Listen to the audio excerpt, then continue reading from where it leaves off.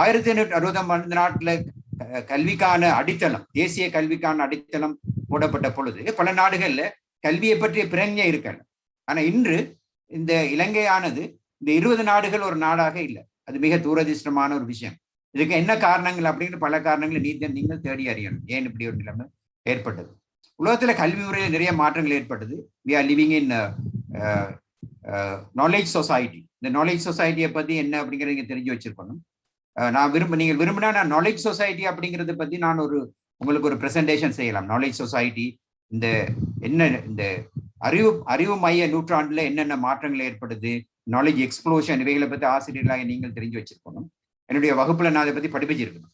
அப்ப இப்பொழுது மேல்நாடுகள் உள்ள வகுப்பறை இப்படிதான் இருக்கு. இலங்கையிலையும் கூட இந்த நிலைமை இல்லாம இல்லை. பாருங்க, இப்படியான ஒரு கல்வி முறை இருக்கு. பல இது இலங்கையில உள்ள பிள்ளைகள், அப்ப இந்த பிள்ளைகள் டேப்ல படிக்கிறார். இப்படியும் இருக்கு இலங்கையில கல்வி முறை. இப்படியும் இருக்கு. அப்ப மிக மோசமான ஏற்றத்தாழ்வுகள் இருக்கு இந்த நேரத்துல.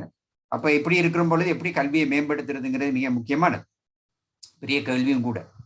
பல பிரச்சனைகள், என்ன ஒரு பிரச்சனைகள் வல்னரபிள் குரூப்ஸ். ஒன்று, பொருளாதார ரீதியாக பின்தங்கிய குழுக்கள், இடம்பெயர்ந்த பிள்ளைகள் இருக்கிறார்கள், தெருவோர பிள்ளைகள் இருக்கிறார், ஸ்ட்ரீட் சில்ட்ரன் இருக்கிறார்கள், வலது குறைந்த பிள்ளைகள் இருக்கிறார்கள், சில்ட்ரன் இந்த பிளான்டேஷன், பெருந்தோட்டங்களில் உள்ள பிள்ளைகள், அவர்களும் வல்னரபிள் குரூப்ஸ், சில்ட்ரன் இந்த இன்ஸ்டிடியூஷனல், சில நிறுவனங்கள்ல அனாதை இல்லங்கள் இருக்கிற பிள்ளைகள் இருக்கிறார்கள்.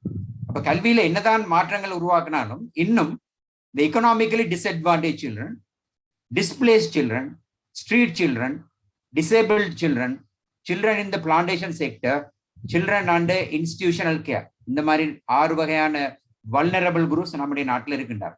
அப்ப இவர்களுக்கு சரியான கல்வியை வழங்காமல் நாங்கள் உயர்ந்த கல்வி முறையை அடைய முடியாது. இதுக்குள்ள போக முடியாது. ஒரு நாள் இதுக்குள்ள போக முடியாது. நாங்கள் இதை கவனிக்காம இருந்தால், இந்த பிள்ளைகளை கவனிக்காமல் இருந்தால் நாங்கள் ஒரு நாளும் இதுக்குள்ள போக முடியாதுங்கிறதுல மனசுல வச்சுக்கணும். ஆனா அண்மையில இந்த நிலைமையை மாற்றி அமைக்கணும், இந்த பிள்ளைகளை பற்றிய கல்வியை மாற்றி அமைக்கணும் அப்படிங்கிறது பல விதமான ஏற்பாடுகள் செய்யப்படுகின்றன. இந்த பின்னணியில தான் இந்த அநாத பிள்ளைகள், இந்த வறுமைப்பட்ட பிள்ளைகள், இந்த மாதிரி இன்ஸ்டிடியூஷன்ஸ், அநாதை இல்லங்களில் உள்ள பிள்ளைகள் இருக்கிறார். அதே நேரத்தில் நம்ம நாட்டில் பல கல்வி பிரச்சனைகளும் இருக்கு. இந்த மாதிரி டியூஷன் கிளாஸஸும் நடக்குது. இவ்வளவு பேரும் டியூஷன் கிளாஸ் நடக்கிறார். அப்ப இலவச கல்வி இருக்கிற நாட்டுல 1940கள்ல இருந்து இலவச கல்வி இருக்கிற ஒரு நாட்டுல இந்த நிலைமையே காணப்படுது. சோகமான விஷயம். அப்ப இந்த பின்னணியில இவைகளை பற்றி ஆராய்ஞ்ச தேசிய கல்வி நிர்வாகம் மிக நீங்க டவுன்லோட் பண்ணுங்க. இதை propose new education reforms related opinion survey, problems and issues in education, கல்வியில் உள்ள பிரச்சனைகளை, எழுவினாக்கள் என்ன அப்படிங்கிறத பத்தி இந்த தேசிய கல்வி ஆணைக்குழு ஒரு பெரிய அறிக்கை ஒன்று விட்டுருக்கு. நீங்க பார்க்கலாம், டவுன்லோட் பண்ணலாம். அதே நேரத்துல நம்முடைய ஜனாதிபதி விஸ்டாஸ் ஆஃப் ப்ராஸ்பெரிட்டி, என்ன சொல்ற தமிழ்ல என்ன சொல்லலாம், அது சுபீட்சத்தின் நோக்கு என்று அவர் தேர்தல் காலத்துல அவர் வெளியிட்டார். சுபீட்சத்தின் நோக்கு. அந்த சுபீட்சத்தின் நோக்குல அவர் கல்வியை பற்றிய சில கருத்துக்கள் சொன்னார். என்ன சொன்னார் என்றால், comprehensive reforms will be undertaken to establish a quality education system to which all children will have a right to access from preschool to the tertiary level education under a single curriculum in accordance with international standard. என்ன சொன்னார் என்றால், சர்வதேச நியமங்களின்படி, சர்வதேச தராதரங்களின்படி இந்த நாட்டில் pre school, முன்பள்ளி கல்வியிலிருந்து 3ஆம் நிலை கல்வி வரை மிக சிறந்த ஒரு கல்வி முறையை ஏற்படுத்தக்கூடிய வகையில் ஒரு கல்வி சீர்திருத்தம் இந்த நாட்டில் உருவாக்கப்பட வேண்டும் என்று அவருடைய இந்த விஸ்டாஸ் ப்ராஸ்பெரிட்டி அந்த இதுல அவர் தெளிவா சொல்லியிருக்கிறார். அந்த பின்னணியில பலவிதமான அறிக்கைகள் இதுல வந்தன. அப்ப பிரசிடென்ஷியல் டாஸ்க் ஃபோர்ஸ், ஜனாதிபதி ஆணைக்குழு உருவாக்கப்பட்டது. ஜனாதிபதி ஆணைக்குழுவில் என்ன சொல்லப்பட்டது என்றால், ஒரு ரிவ்யூ ஆஃப் இந்த எக்ஸ்டிஷன், இப்போ உள்ள கல்வி முறையை ரிவ்யூ பண்ணணும். அதே போல எல்லாருக்கும் அடையக்கூடிய முழுமையான, ஒன்றிணைக்கப்பட்ட, திருத்தப்பட்ட ஒரு கல்வி முறையை நாங்கள் உருவாக்கணும். அதன் மூலமாக புத்திசாலித்தனம் உள்ள, கடுமையான உழைக்கக்கூடிய ஒரு நோக்கு உள்ள பிரசைகளை உருவாக்கணும். அதே போல ஜெனரேஷன் தட் இஸ் ஒரு கட்டொழுங்கு உள்ள, ஹெல்த்தி, ஆரோக்கியம் உள்ள, ஒரு ஸ்ட்ரெஸ், அழுத்தங்கள் இல்லாத, ஒரு அறிவு சார்ந்த ஒரு குழுவினரை உருவாக்கணும். இலங்கையை தென்னாசிய நாடுகளில் ஒரு மிக சிறந்த நாடாக, ஒரு மனித வளமுள்ள நாடாக உருவாக்குறது. 4 அதில் சொல்லப்பட்டது. இந்த பிரசிடென்ஷியல் டாஸ்க் ஃபோர்ஸ் பிடிஎஃப், ஜனாதிபதி செயலணி இதுல சொல்லப்பட்டது. மார்ச் 2020 உருவாக்கப்பட்டது. ஒரு சிறந்த கல்வி முறையை உருவாக்கி இங்கே உள்ள மனித வளம் தென்னாசிய நாடுகளில் மிக சிறந்த வளமாக உருவாக்கக்கூடிய வகையில கல்வி முறையை மாற்றி அமைக்கணும் அப்படின்ட்டு அவர் சொன்னார். இது ஒரு நல்ல விஷயம். அந்த அடிப்படையில் இந்த புத்தகம் வெளியில் ரீஇமேஜினிங் எஜுகேஷன் இன் ஸ்ரீலங்கா, தமிழ்ல இல்லைன்னு நினைக்கிறேன். ரீஇமேஜினிங் எஜுகேஷன் இன் ஸ்ரீலங்கா, கல்வியை மாற்றி அமைத்தல், கல்வியை திருத்தி அமைத்தல் அப்படிங்கிறது தான் இந்த பொருள். ஏற்கனவே குறிப்பிட்ட இந்த டாக்டர் சேதர போன்றவர்கள் உருவாக்கின இந்த புத்தகம் தான் presidential task force on educational Sri Lankan education affairs அப்படிங்கிறவர் வெளியிட்டார்கள். 2020 இந்த புத்தகம் வந்தது. நீங்க பாத்தீங்களா தெரியாது. யூ கேன் டவுன்லோட் இந்த புத்தகத்தை, நீங்கள் டவுன்லோட் பண்ணி வாசிக்கலாம். சின்ன புத்தகம் வாசிக்கலாம். தமிழ்ல என்ன மொழிபெயர்க்கலன்னு நினைக்கிறேன். சரி, அதுல என்ன சொல்லப்பட்டது என்றால் 3 விஷயங்கள் சொல்லப்பட்டது. அதை நீங்கள் தெரிஞ்சு 3 விஷயங்கள் சொல்லப்பட்டது.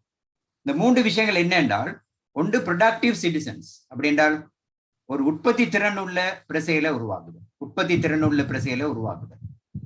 மற்றது இன்ஃபார்ம் சிட்டிசன்ஸ், அப்படி என்றால் ஒரு அறிவுள்ள விஷயங்கள் தெரிஞ்ச சிட்டிசன்ஸை உருவாக்குறது. அடுத்து இனோவேட்டிவ், புத்தாக்கம் உள்ள புதிய விஷயங்களை செய்யக்கூடிய ஒரு பிரசைகளை உருவாக்குறது.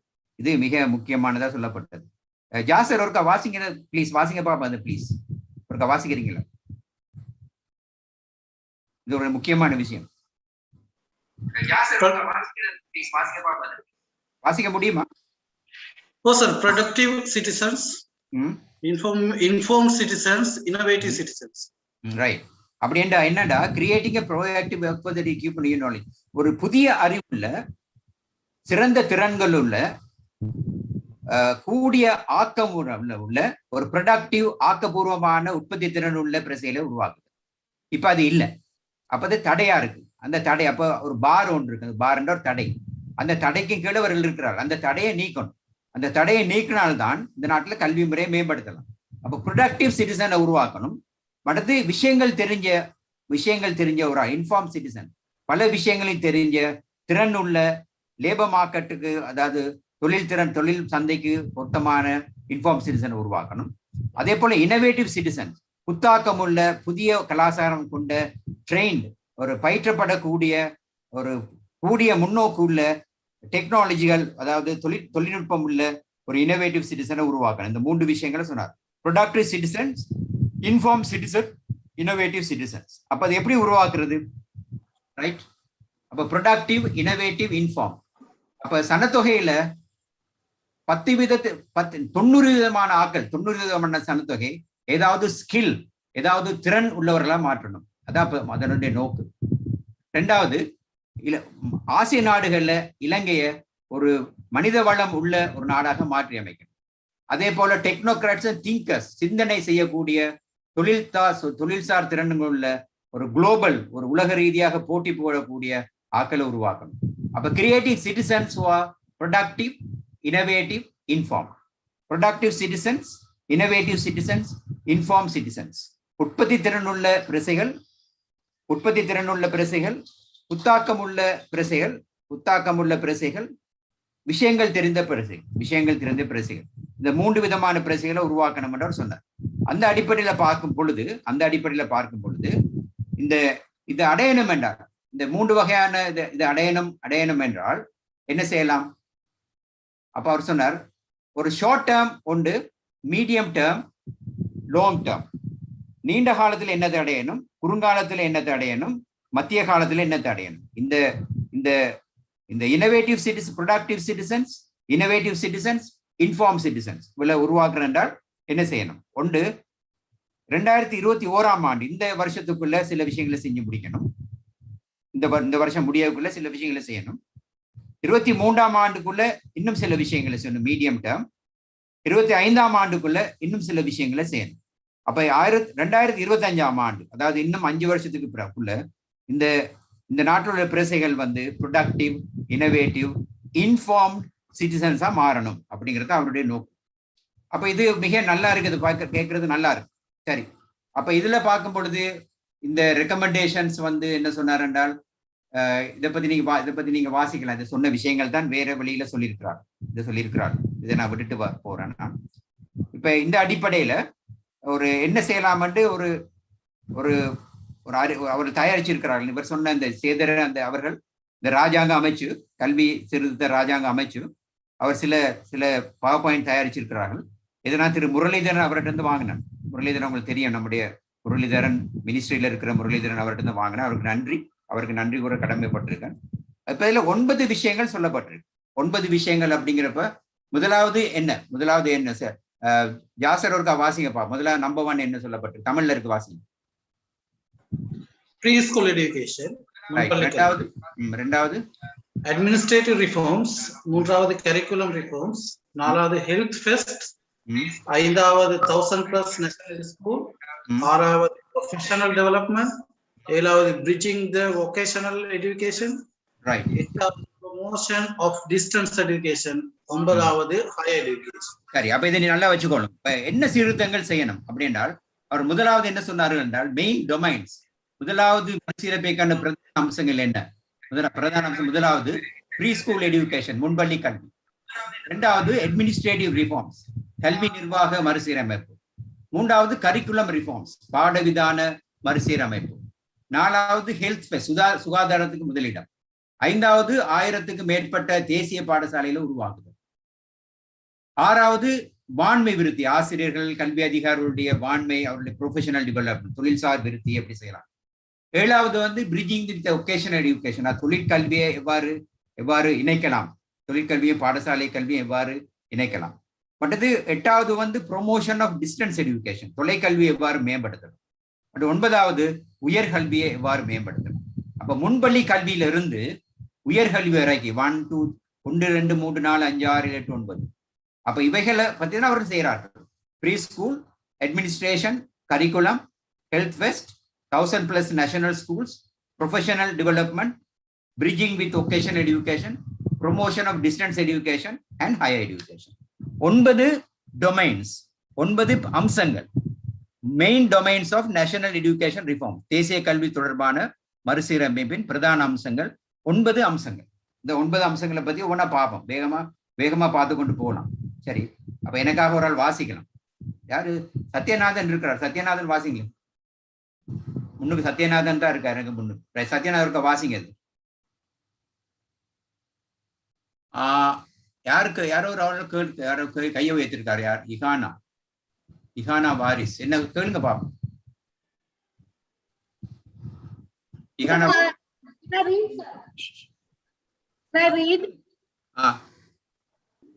முன்பள்ளி கல்வி தொடர்பான தேசிய கொள்கை, பின்தங்கிய முன்பள்ளிகளை மேலும் அபிவிருத்தி செய்வதற்கான அரசின் அனுசரணை, அனைத்து முன்பள்ளி ஆசிரியர்களிடம் பயிற்சியை உறுதிப்படுத்தல், சிறு முன்பள்ளிகளுக்கான நிதியுதவி, அடுக்கமைவு அதிகாரத்தை குறைத்தல், முன்பள்ளிகளுக்கான அடிப்படை பண்பு தரங்களை உறுதிப்படுத்தல், அனைத்து ஆசிரியர்களுக்குமான முன்பள்ளி வழிகாட்டி.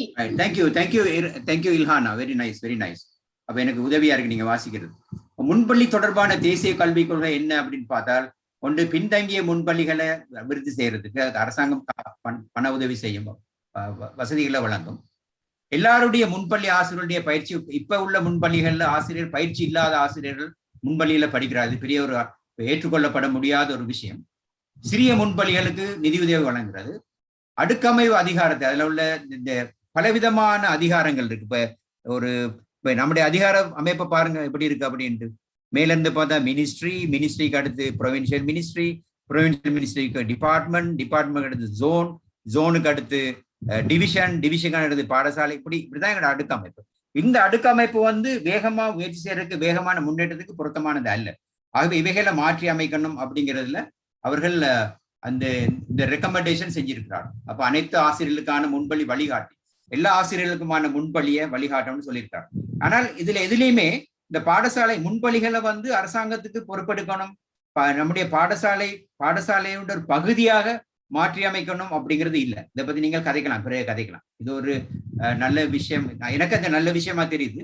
ஆனா அவர்கள் செய்யல. பல நாடுகள்ல, பின்லாந்து மாதிரி நாடுகள்ல, ரஷ்யா மாதிரி நாடுகள்ல ப்ரீ ஸ்கூல் என்பது பாடசாலை கட்டமைப்புல ஒரு பகுதி. ப்ரீ ஸ்கூல் தனியா இல்லை, இலங்கையில தான் ப்ரீ ஸ்கூல் வந்து பாடசாலை கட்டமைப்புல இல்லாம வெளியில இருக்கு. அதை பத்தி நீங்கள் கதைக்கலாம், நீங்க கேள்வி கேட்கலாம். இல்ஹான் அவருக்கு திரும்ப வாசிங்க, வேகமா வாசிங்க ப்ளீஸ்.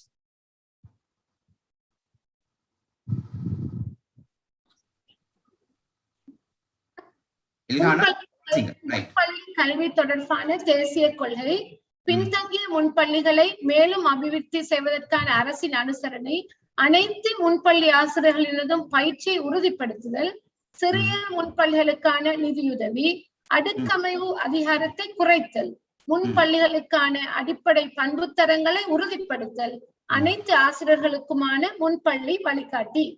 இவர்கள் இதுல அவர்கள் these are the proposal. இதான் இப்பொழுது செய்யப்பட்டுள்ள ஆலோசனை. இவைகளை பற்றி நீங்க ஏதாவது கேள்வி கேட்கலாம், கதைக்கலாம். பிறகு நான் அடுத்த ஓரை முடிச்சுட்டு பிறகு கதை பண்ணலாம். இப்ப நான் கதைக்க தோணுனா முடிக்க முடியாது. ரைட், அடுத்த 2 அட்மினிஸ்ட்ரேட்டிவ் ரிஃபார்ம்ஸ். இல்லஹானா வாசிங்க. கல்வியின் நிர்வாக அடுக்குகளை குறைத்தல், பாடசாலை மேற்பார்வையை மேம்படுத்துதல், பாடசாலை மேற்பார்வையை முறைமைப்படுத்துதல், பாடசாலை அனுமதி தொடர்பான சிக்கல்களை வளைய மட்டத்தில் தீர்த்தல், கல்வித்துறையின் வினைத்திறன் மேம்பாடு, ஆசிரியர் பயன்பாட்டை மிக விளைத்திறனாக முகாமைத்துவம் செய்தல், சேவை திருப்தியான ஆசிரியர்கள் அதிபர்களை உருவாக்குதல், அனைத்து ஆசிரியர்களின் தேவைகளை ஒரே கூரையின் கீழ் தீர்த்தல். தேங்க்யூ இல்ஹானா.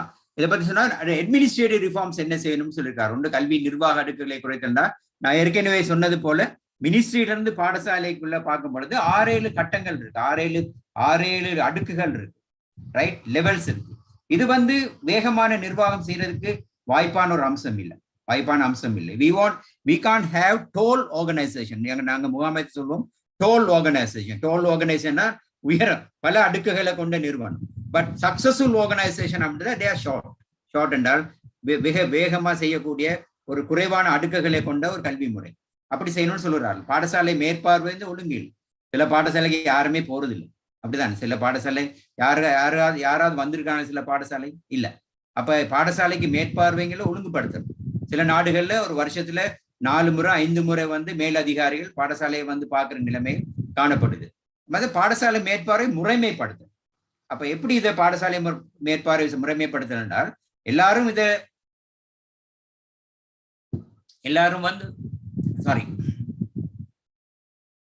பாடசாலையை மேற்பார்வை முறைமைப்படுத்த எல்லா ஸ்கூலுக்கும் மேற்பார்வை நடக்கணும். சில ஸ்கூலுக்கு மட்டும் போறாரு, சில ஸ்கூலுக்கு போறதில்லை. அதை எப்படி ஒழுங்குபடுத்தலாம் அப்படிங்கிறத பார்க்கலாம். பாடசாலை அனுமதி தொடர்பான சிக்கல்களை வளைய மட்டத்தில் தீர்த்தல், அது ஆகப்பெரிய விஷயம். இந்த நாட்டில் ஒரு 40 பாடசாலைகள் பொபிலோ ஸ்கூல்ஸ், 10,000 பாடசாலைகள் இருக்கு. இதுல 40 பாடசாலை தான் பொபிலோ ஸ்கூல். என்னன்னு சொல்லலாம், பொபிலோ ஸ்கூல் என்னது, ஒரு பிரபலமான பாடசாலைகள். இதுல பிள்ளைகளை சேர்க்கணுங்கிறது தான் இவ்வளவு அடிப்பாடுகளும் பிரச்சனைகளும் இருக்கு இந்த 40 பாடசாலைகள்ல. ஆனா இந்த நாட்டுல 10,000 பாடசாலைகள் இருக்கின்றன. அப்ப அனுமதி தொடர்பான சிக்கல்களை எப்படி தீர்க்கலாம், கல்வித்துறையின் எஃபெக்டிவ்னஸ் எப்படி நாங்கள் கூடுதலா மேம்படுத்தலாம், ஆசிரியருடைய பயன்பாட்டை எப்படி ஆசிரியர்ல உயர்தரமான முறையில ஆசிரியர் திறமைகளை பாடசாலை பயன்படுத்திக் கொள்ளலாம், அதுக்கான டீச்சர் மேனேஜ்மெண்ட் என்ன செய்யலாம், பட் சேவை திருப்தியான ஆசிரியர் அதிபர்கள் உருவாக்கு. டீச்சர்ஸ் அண்ட் அதிபர்களுக்கு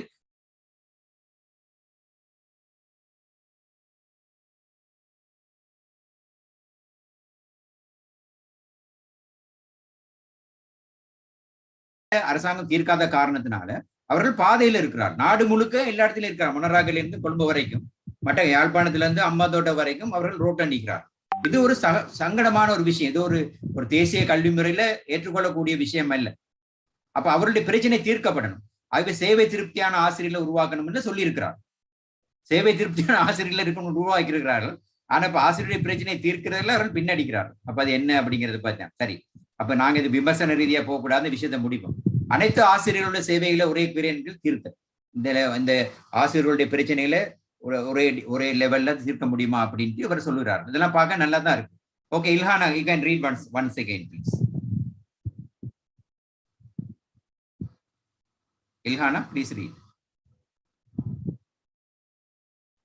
இல்ஹானா இருக்கிறீங்களா போயிட்டீங்களா?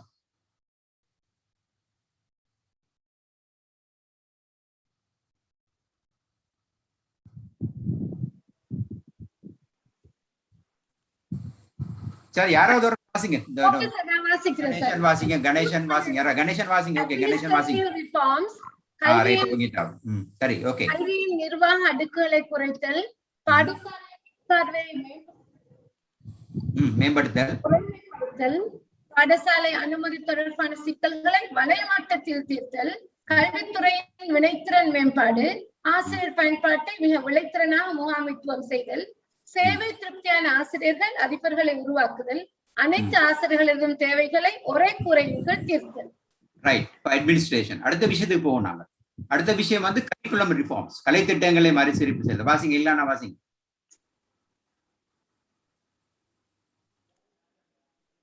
வாசி கஷ்டமா இருந்தா நீங்க கணேசன் வாசிங்க. கணேசன் வாசிங்க.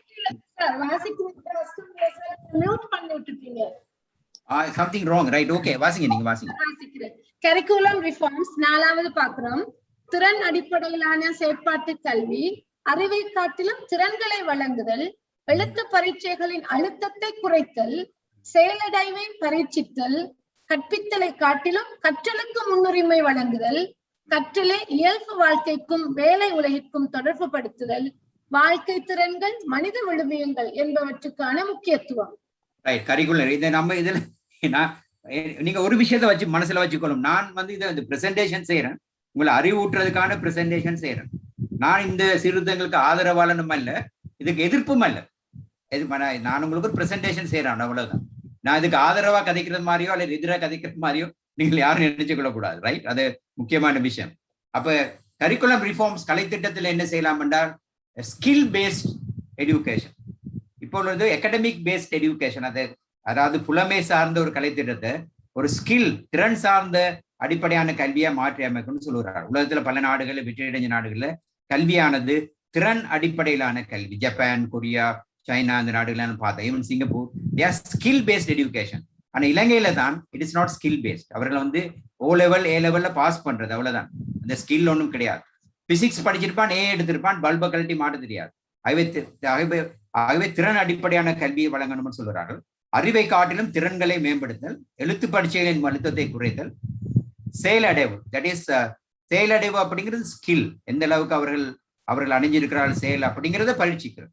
இப்ப நாங்கள் அவருடைய ஞாபகத்தை தானே பரீட்சிக்கிறோம். அந்த ஞாபகத்தை நினைவாற்றலை பரீட்சிக்காம அவருடைய செயலடைவு அச்சீவ்மெண்ட்டை நாங்கள் பரீட்சிக்க முடியுமா? இப்போ O லெவல்ல ஒரு 3 மணி நேரம் நாங்க என்ன டெஸ்ட் பண்ணோம்? அவனுடைய ஞாபக சக்தி. ஆனா அவன் 2 வருஷம் படிச்சிருக்கான் O லெவல். அப்ப அதுல அவனுடைய அச்சீவ்மெண்ட் லெவல் என்ன அப்படிங்கிறத பத்தி நாங்க பார்க்கணும். அப்ப இப்ப இந்த நாட்டுல வந்து ஞாபக சக்தி உள்ளவன் கெட்டிக்காரன், அவன் 8A எடுப்பான். ஞாபக சக்தி உள்ளவன், ஞாபக சக்தி இல்லாம இருந்தா நிறைய விஷயங்கள் தெரியும், அவனுக்கு கெட்டிக்காரன். நான் அவனை கெட்டிக்காரனா ஏற்றுக்கொள்றேன், ஏன்னா அவருக்கு A இல்லை, 8Aயும் 3A இல்லை அப்படிங்கிறாங்க. கற்பித்தலை காட்டிலும் கற்றலுக்கு முன்னுரிமை வழங்குதல், கற்றலை இயல்பு வாழ்க்கைக்கும் வேலைகளுக்கு தொடர்படுத்தல், வேலை உலக, வேர்ல்ட் ஆஃப் ஒர்க். இந்த கனகாலமா சொல்லிட்டு இருக்கிறார், கண்ணங்கர காலத்திலையும் சொன்னது. ரைட், ஹந்தேச சீர்திருத்தம், ஹந்தேச கேள்விப்பட்டிருப்பேன், ஹந்தேச சீர்திருத்தம், வேர்ல்ட் ஆஃப் ஒர்க். ஆனா இன்னும் தான் நாங்க 60 வருஷமா 60 வருஷமா சொல்லி கொண்டிருக்கோம், 60, 20, 80 வருஷம். வாழ்க்கை திறன்கள், மனித விழுமியங்கள் என்பதற்கான முக்கியத்துவம். வாழ்க்கை திறன், லைஃப் ஸ்கில்ஸை வந்து நாங்கள் செய்யணும். 72ல PV சப்ஜெக்ட் அறிமுகப்படுத்துது. PV, pre vocation subject 72. நீங்க இதுல இருக்கிறார்கள் நிறைய பேர் அந்த நேரத்தில் படிச்சிருப்பீங்க, ஸ்கூல்ல படிச்சிருப்பீங்க. 72. அப்ப அதே பிறகு 77ல வேற கவர்மெண்ட் வந்த அப்புறம் they changed it to life skills. அப்ப லைஃப் ஸ்கில்லா மாத்தினாரு. அப்ப இந்த மாதிரி கரிக்குலம் ரிஃபார்ம்ஸ் எப்பயுமே இலங்கையில வந்து ஒரு பெரிய குளறுபடியான ஒன்று. ஒரு அரசாங்கம் ஒன்று செய்யும், இன்னொரு அரசாங்கம் வந்த அப்புறம் அதை மாற்றி அமைக்கும். ஏன்னா அரசாங்க கொள்கைகளுக்கு ஏற்படுத்தான் கல்விக் கொள்கைகள் அமைகின்றன. ஆனா இந்தியா வர நாடுகள்ல there is a commission, education commission தான் கல்வி சீர்திருத்தங்கள்ல மேல். உதாரணம் இந்தியாவில் 1986 national commission of education, NEC India 1986. அவங்க தான் அவங்க செய்யறாங்க. இப்ப ஒரு கமிஷன் போட்டிருக்கிறார்கள், கல்வியில என்ன சீர்திருத்தங்கள் செய்யலாம்னு ரிப்போர்ட். அப்ப அந்த ரிப்போர்ட்ஸின் அடிப்படையில அவர் செய்யறார்கள்.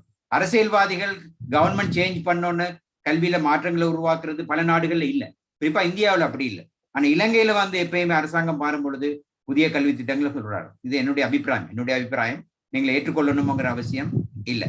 Right, okay. இல்ஹான் அவர்கள் வாசிங்க, வேகமா வாசிங்க.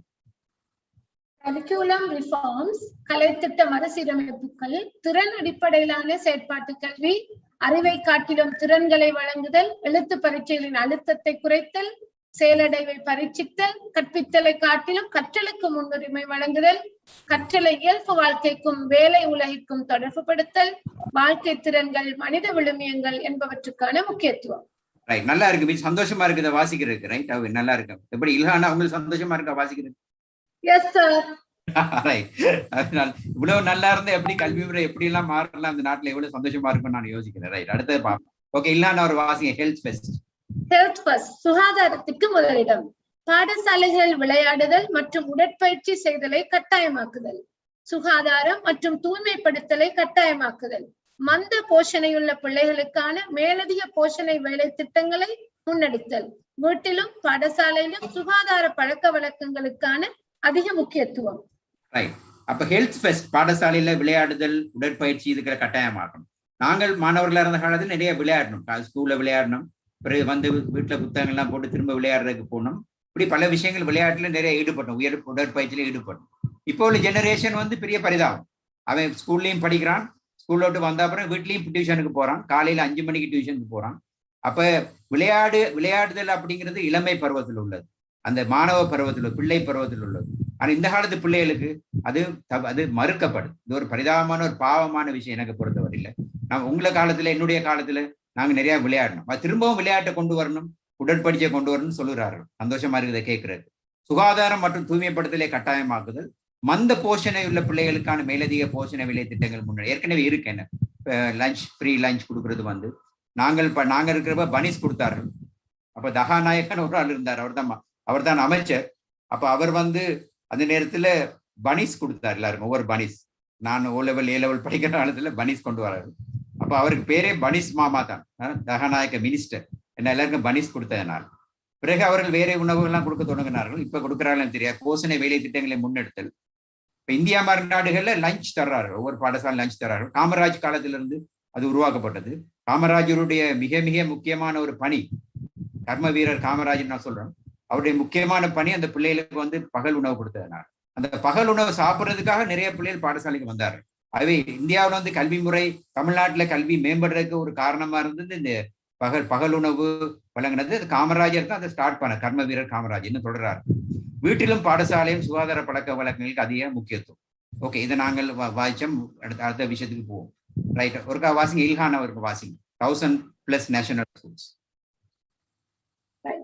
ஐந்தாவது டொமைன் 1000 தேசிய பாடசாலைகள். நாடு முழுவதும் 1170 பாடசாலைகளை கொண்ட வலையமைப்பு. இலங்கை மாணவர்களில் 70% அதிகமானோருக்கு தரம் 6 தேசிய பாடசாலை. ஆரம்ப பாடசாலைகளில் 90% தேசிய பாடசாலைகளுடன் தொடர்பு படுத்தப்படுதல்.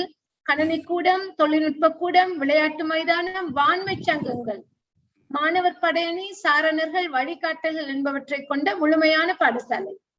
இது ஒரு கொஞ்சம் சிக்கலான விஷயம் தான். இதை பத்தி நீங்க கதைக்கலாம், பிறகு நாங்க ஒரு டிஸ்கஷன் ஒன்று செய்வோம்.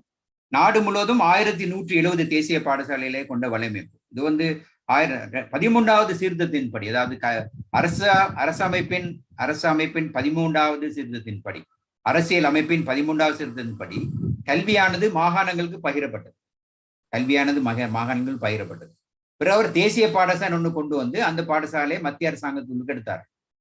இப்ப திரும்பவும் அரசமைப்புல திருத்தங்கள் மேற்கொள்ளாம 1170 பாடசாலை, அதாவது 10% மேற்பட்ட பாடசாலை, 10,000 பாடசாலைகள், 1170 பாடசாலைகளை அவர்கள் தேசிய பாடசாலை மாற்றக்கூடாது. அவர்கள் வந்து மத்திய அரசாங்கத்தின் அந்த பாடசாலையை கொண்டு வர போறாங்க. இதை பற்றி கல்வியாளர்கள் மத்தியில பல பிரச்சனைகள் இருக்கு. இதை பத்தி கதைக்கிறார்கள். நீங்க என்ன சொல்றீங்கன்னு எனக்கு தெரியாது.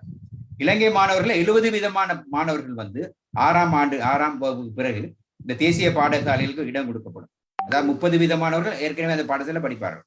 ஆரம்ப பாடசாலை 90% பாடசாலைகள் தேசிய பாடசாலையில் தொடர்புபடுத்தப்படும். கணனி கூடம், தொழில்நுட்ப கூடம், விளையாட்டு மைதானம், வான்மை சங்கங்கள், மாணவர் படையணி, சாரணர்கள், வழிகாட்டல் என்பவற்றை கொண்ட முழுமையான பாடசாலை என்று சொல்கிறார். சரி, இது ஒரு நல்ல விஷயமா தெரியுது. இது வந்து முக்கியம், ஒரு புதிய விஷயம் அல்ல. ஏன்னால் 1940s 3940s வந்து 45ல கண்ணங்கரா வந்து சீர்திருத்தங்கள் மேற்கொண்ட பொழுது, கண்ணங்கரா சீர்திருத்தங்கள்ல அவர் என்ன செஞ்சாருன்னா ஒரு மத்திய பாடசாலை அமைச்சார், சென்ட்ரல் ஸ்கூல். இந்த சென்ட்ரல் ஸ்கூலோட அங்க உள்ள ஏனைய ஆரம்ப பாடசாலையை தொடர்புபடுத்தினார். அப்ப அங்க 5ஆவது படிச்ச அப்புறம் அந்த சென்ட்ரல் ஸ்கூலுக்கு அவர்கள் வரலாம். அவர்கள் இலவசமா அட்மிஷன், அங்க சில வேளை ஃப்ரீ போர்டிங், ஃப்ரீ லஞ்ச் அதெல்லாம் கொடுத்தாரு. இது வந்து கண்ணங்கரா செஞ்ச ஒரு முக்கியமான சீர்திருத்தம் இலங்கையில. அதனால தான் பிறகு கிராமப்புறங்கள்ல உள்ள கவர்மெண்ட் ஏஜெண்டா பிறகு வர்றதுக்கு அடிப்படையா வந்து இந்த சென்ட்ரல் ஸ்கூல். இப்ப அந்த அடிப்படையில தான் இவர்கள் இப்படி ஒரு 1000 நேஷனல் ஸ்கூல் ஒன்று செய்கிறார்கள். இதை பத்தி நீங்கள் பிறகு கதைக்கலாம். ரைட், ஒருக்கா வாசிங்க இல்லைன்னா திரும்ப வேகமா வாசிங்க போவோம்.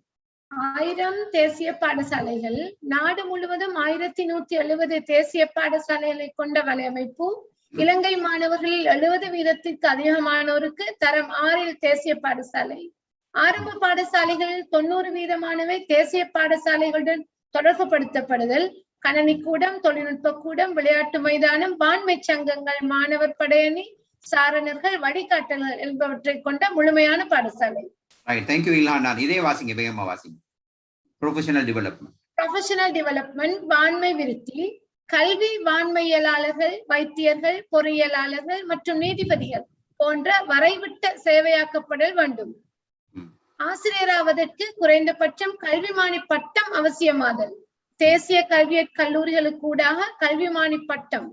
கல்வி வான்மைத்துவ தகமையை மேம்படுத்துவதற்கான சேவைக்கால நிறுவனம். ரைட், அப்ப இது ஒரு முக்கியமான இந்த வான்மை ப்ரொஃபஷனல் அப்படிங்கிறதா. அப்ப வைத்தியர்கள், பொறியியலாளர்கள், நீதிபதிகள் போன்று ஒரு வரைவிட்ட இருந்தால் ஒரு க்ளோஸ்ட் இதை ஒரு சர்வே ஆக்குறது. இப்போ உதாரணமா வந்து டாக்டர்ஸ் அப்படி என்றால் டாக்டர்ஸ் லைசன்ஸ் தான், அப்புறம் டாக்டர் சர்வீஸ் அவங்க தனியாக இருக்கிறார்.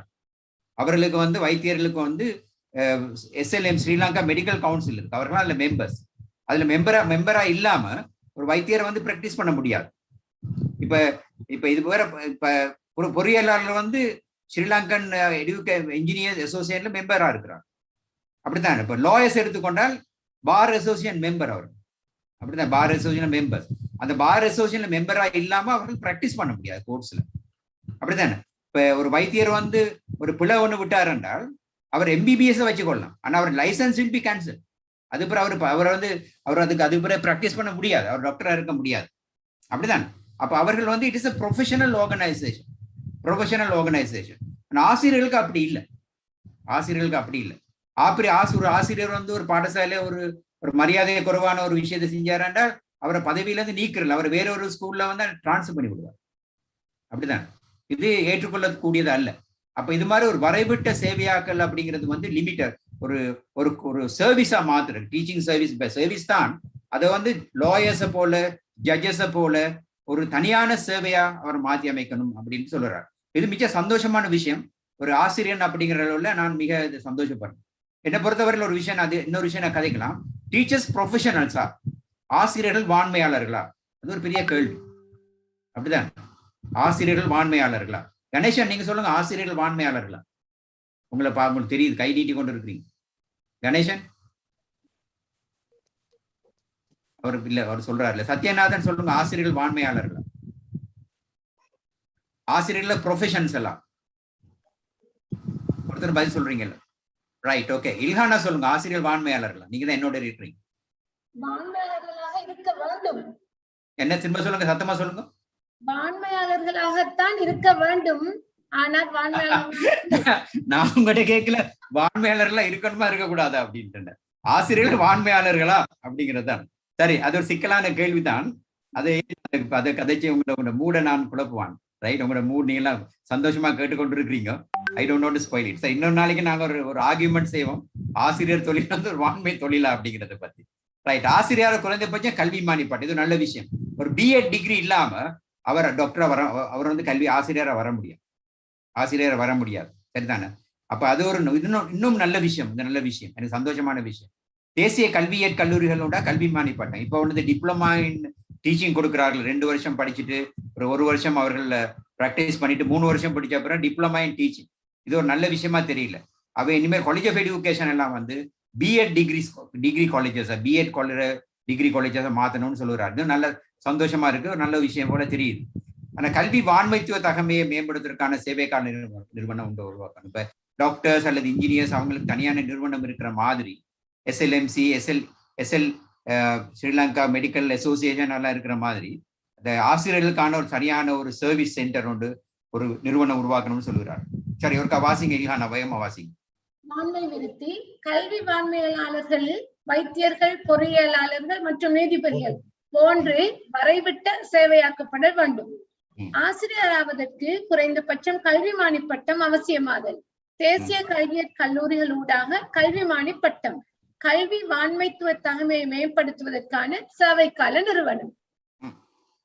அப்ப இதை பத்தி அவர் ப்ரொபோஸ் பண்ணியிருக்கிறார். இதே வாசிங்க. பாடசாலை கல்வியை தொழிற்கல்வியோடு பிணைத்தல், bridging with the vocational education. தரம் 6 திறன் அடிப்படையிலான கல்வி, தரம் 6 தொழிற்கல்வி மற்றும் தொழில் வழிகாட்டுதல். காப்போத்த உயர்தரத்தில் தொழிற்கல்வி மற்றும் தொழில்நுட்ப பாடத்துறைகளை தெரிவு செய்வதற்கான சந்தர்ப்பங்கள். ரைட்.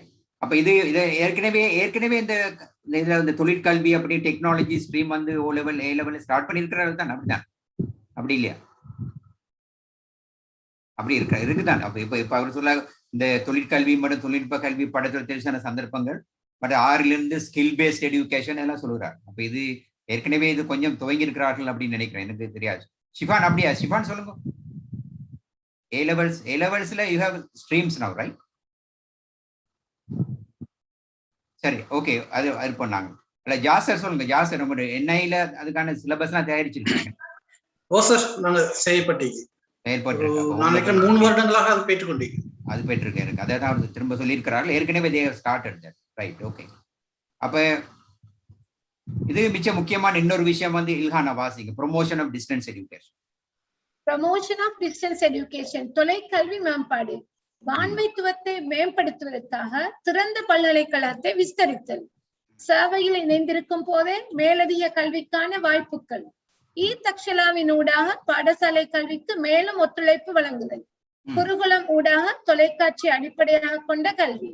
மேலதிக கற்றலுக்காக NIE யூடியூப் அலைவரிசை.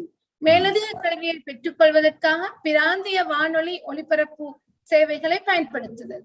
Right, okay. இது ஒரு நல்ல ஒரு விஷயம் தான், promotion of distance education. Right.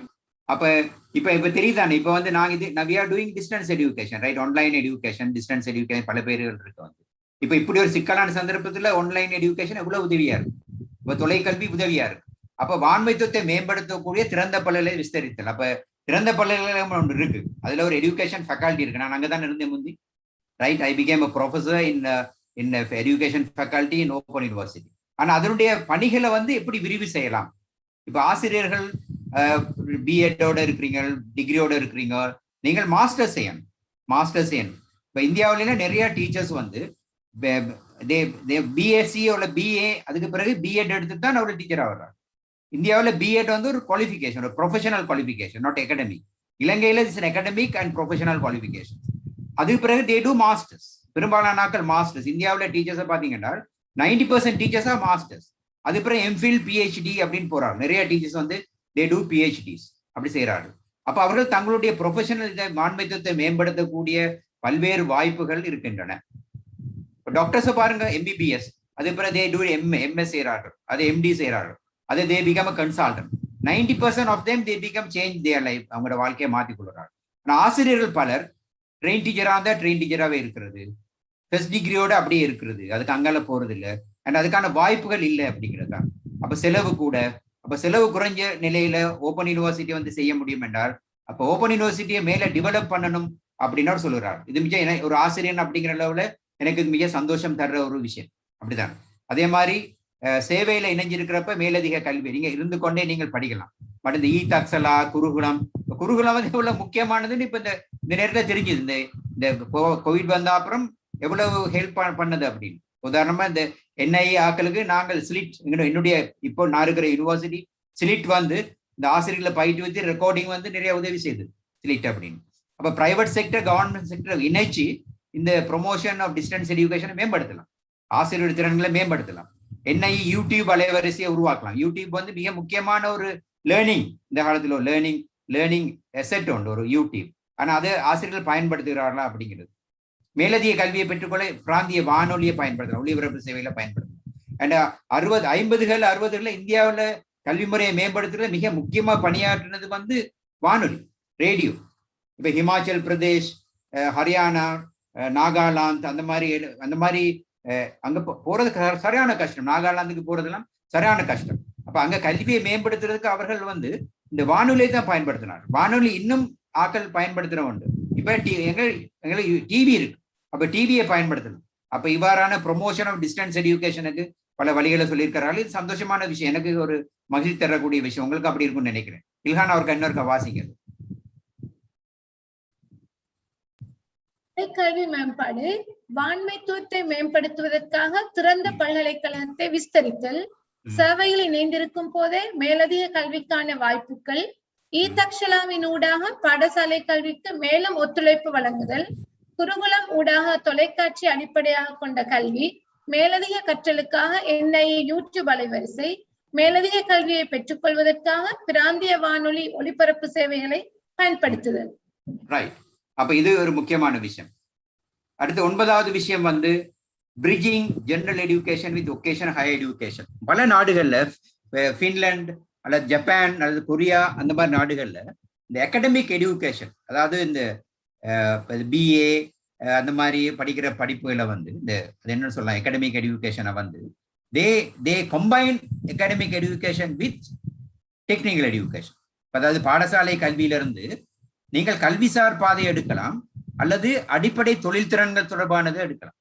நீங்கள் அடிப்படை தொழில்திறன்கள் எடுத்தால் நீங்கள் ஒரு டெக்னிக்கல் காலேஜுக்கு போயிட்டு நீங்கள் படிச்சீங்கடா, தொழில்நுட்ப பாடத்துறையை படித்தாலும் நீங்கள் அதுல உயர் பதவி, உயர் திறனை அடைவீங்க, உயர் ஒரு பட்டத்தை நீங்கள் பெற முடியும்.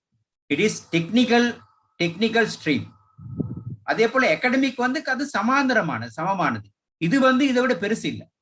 இந்த நாட்டுல வந்து அகாடமிக் எஜுகேஷனுங்கிறது உயர்தரமானது, டெக்னிக்கல் எஜுகேஷன் அப்படிங்கிறது மட்டமானது. அப்ப நல்லா படிக்கிற பிள்ளைகள் அகாடமிக் எஜுகேஷனுக்கு போகணும், படிப்புல குறைஞ்ச பிள்ளைகள் டெக்னிக்கல் எஜுகேஷனுக்கு போகணும். இது ஒரு நல்ல ஒரு அபிப்பிராயம், நல்ல ஒரு சிந்தனை போக்கு அல்ல. இது ஒரு தேசத்துக்கு பிரயோசனமானது அல்ல. நீங்கள் பின்லாந்து அல்லது அந்த நான் குறிப்பிட்ட அந்த நாடுகளை பாத்தீங்கன்னா அதுல technical education is equal to academic education.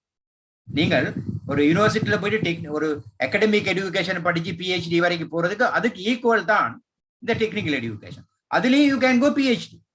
இப்ப நீங்கள் பின்லாந்துல பாத்தீங்கன்னா பின்லாந்து நீங்க இப்படி வந்து PhD போகலாம், இப்படி போயும் PhD போகலாம், டெக்னிக்கலா போயிடும் PhD போகலாம். இதுவும் ஈக்குவல். இந்த அகாடமிக் எஜுகேஷனும் இந்த ஸ்கில்லும் ரெண்டும் ஈக்குவல். மேல்நாடுகள்ல, அமெரிக்கா அந்த மாதிரி நாடுகள்ல இதுதான் இருக்கு. அப்ப சேதரை வந்து அமெரிக்காவில கனகாலம் இருந்தவர். அப்ப இந்த ஐடியாஸ் எல்லாம் அங்க இருந்தவர் கொண்டு வந்திருக்கிறார். நல்ல ஐடியாஸ். இது ஒரு மிக சிறந்த ஒரு முறை வந்து இந்த பாடசாலை கல்வியில வந்து அகாடமிக் எஜுகேஷன் அந்த பாதையவும் இந்த டெக்னிக்கல் வொகேஷனல் எஜுகேஷன் பாதையவும் சமத்துவமா கருதுறது. நல்ல 8A எடுத்தவனும் கூட இந்த வழியில போகக்கூடிய டெக்னிக்கல் எஜுகேஷன் வழியில போகக்கூடியதா இருக்கும். 3A எடுத்தவனும் கூட இந்த டெக்னிக்கல் எஜுகேஷனை மனப்பூர்வமாக இருக்கும், பெற்றார் அதை ஏற்றுக்கொள்ளணும். அப்படி ஒரு சேஞ்ச் ஒன்று, ஒரு மாற்றத்தை உருவாக்க முடியுமா அப்படிங்கிறது மிக முக்கியமானது. அப்ப இது அவர்கள் இதுதான் முக்கியமான ஒரு விஷயம். அப்ப நான் திரும்ப வர்றேன் என்றால், ஒன்று ப்ரீ ஸ்கூல் எஜுகேஷன், கல்வி நிர்வாக சீரமைப்பு, பாடவிதான சீரமைப்பு, சுகாதாரத்துக்கு முதலிடம் கொடுக்கிறது, 1000 school, national schools, professional development and vocational எஜுகேஷனை பிரிக்கிறது, மேம்படுத்துறது, promotion of distance education and higher education, இது எப்படி மேம்படுத்தலாம் அப்படிங்கிறது 9 டொமைன்ஸ்ல அவர்கள் சீர்திருத்தங்கள்ல முன் வச்சிருக்கிறார்கள். இதுக்கு இன்னும் பலர் வந்து பொதுவா ஆரம்பிச்சிருக்கிறாங்கல்ல, என்ன ஓப்பன் இந்த ரேடியோ டிவி இல்லைன்னு சொல்லியிருக்கிறார்கள். பட் நீங்கள் இதுக்கான உங்களுடைய முன்மொழிவுகளை அவர்களுக்கு எழுதி அனுப்பலாம். இந்த ராஜாங்க அமைச்சுக்கு டாக்டர் சேதரைக்கு எழுதி அனுப்பலாம். நீங்க என்ன விரும்புறீங்க, இதுல என்ன நீங்க விமர்சனத்தை நீங்கள் அனுப்பலாம், அல்லது வேற ப்ரொபோசல் இருந்தாலும் நீங்கள் அனுப்பலாம். அப்ப இதுல போட்டிருக்கிற கடைசியா போட்டிருக்கிற பாருங்க, இது இல்ஹான வாசிங்க, இந்த கடைசியா இருக்கிற வாசிங்க கருப்பா இருக்கிறது. உங்களுடைய முன்மொழிவுகளை எமக்கு அனுப்புங்கள். ரைட், இது மினிஸ்ட்ரி கேக்குது, உங்களுடைய முன்மொழிவுகளை எமக்கு அனுப்புங்கள் அப்படின்னு கேட்கிறது. ரைட், அப்ப இந்த 9 விஷயங்கள் தான். இதை நான் வேகமா திரும்ப நான் போறேன் என்றால், நான் இந்த விஷயங்களை பத்தி என்ன சொன்னேன். முதலாவது விஷயம் வந்து reforms in education, historical background, வரலாற்று ரீதியா எப்படி ரிஃபார்ம்ஸை பத்தி சொன்னான். பிரசிடென்ஷியல் டாஸ்க் ஃபோர்ஸ், ஜனாதிபதி ஆணைக்குழுவை பத்தி சொன்னேன். ப்ரப்போஸ் ரிஃபார்ம்ஸை பத்தி சொன்னேன். இனி நாங்கள் டிஸ்கஷனுக்கு வரலாம். அப்ப இதில் நாங்கள் வேகமா போனோம்னா நாங்கள் இதுல இருந்து போகலாம், ஒரு இந்த விஷயத்துல இருந்து போகலாம். ஒருக்கா இதை பாருங்க, டக்குன்னு பாருங்க. ஒரு செகண்ட், ஒரு ½ மினிட்ல வாசிங்க. Preschool education, administrative changes, curriculum reforms,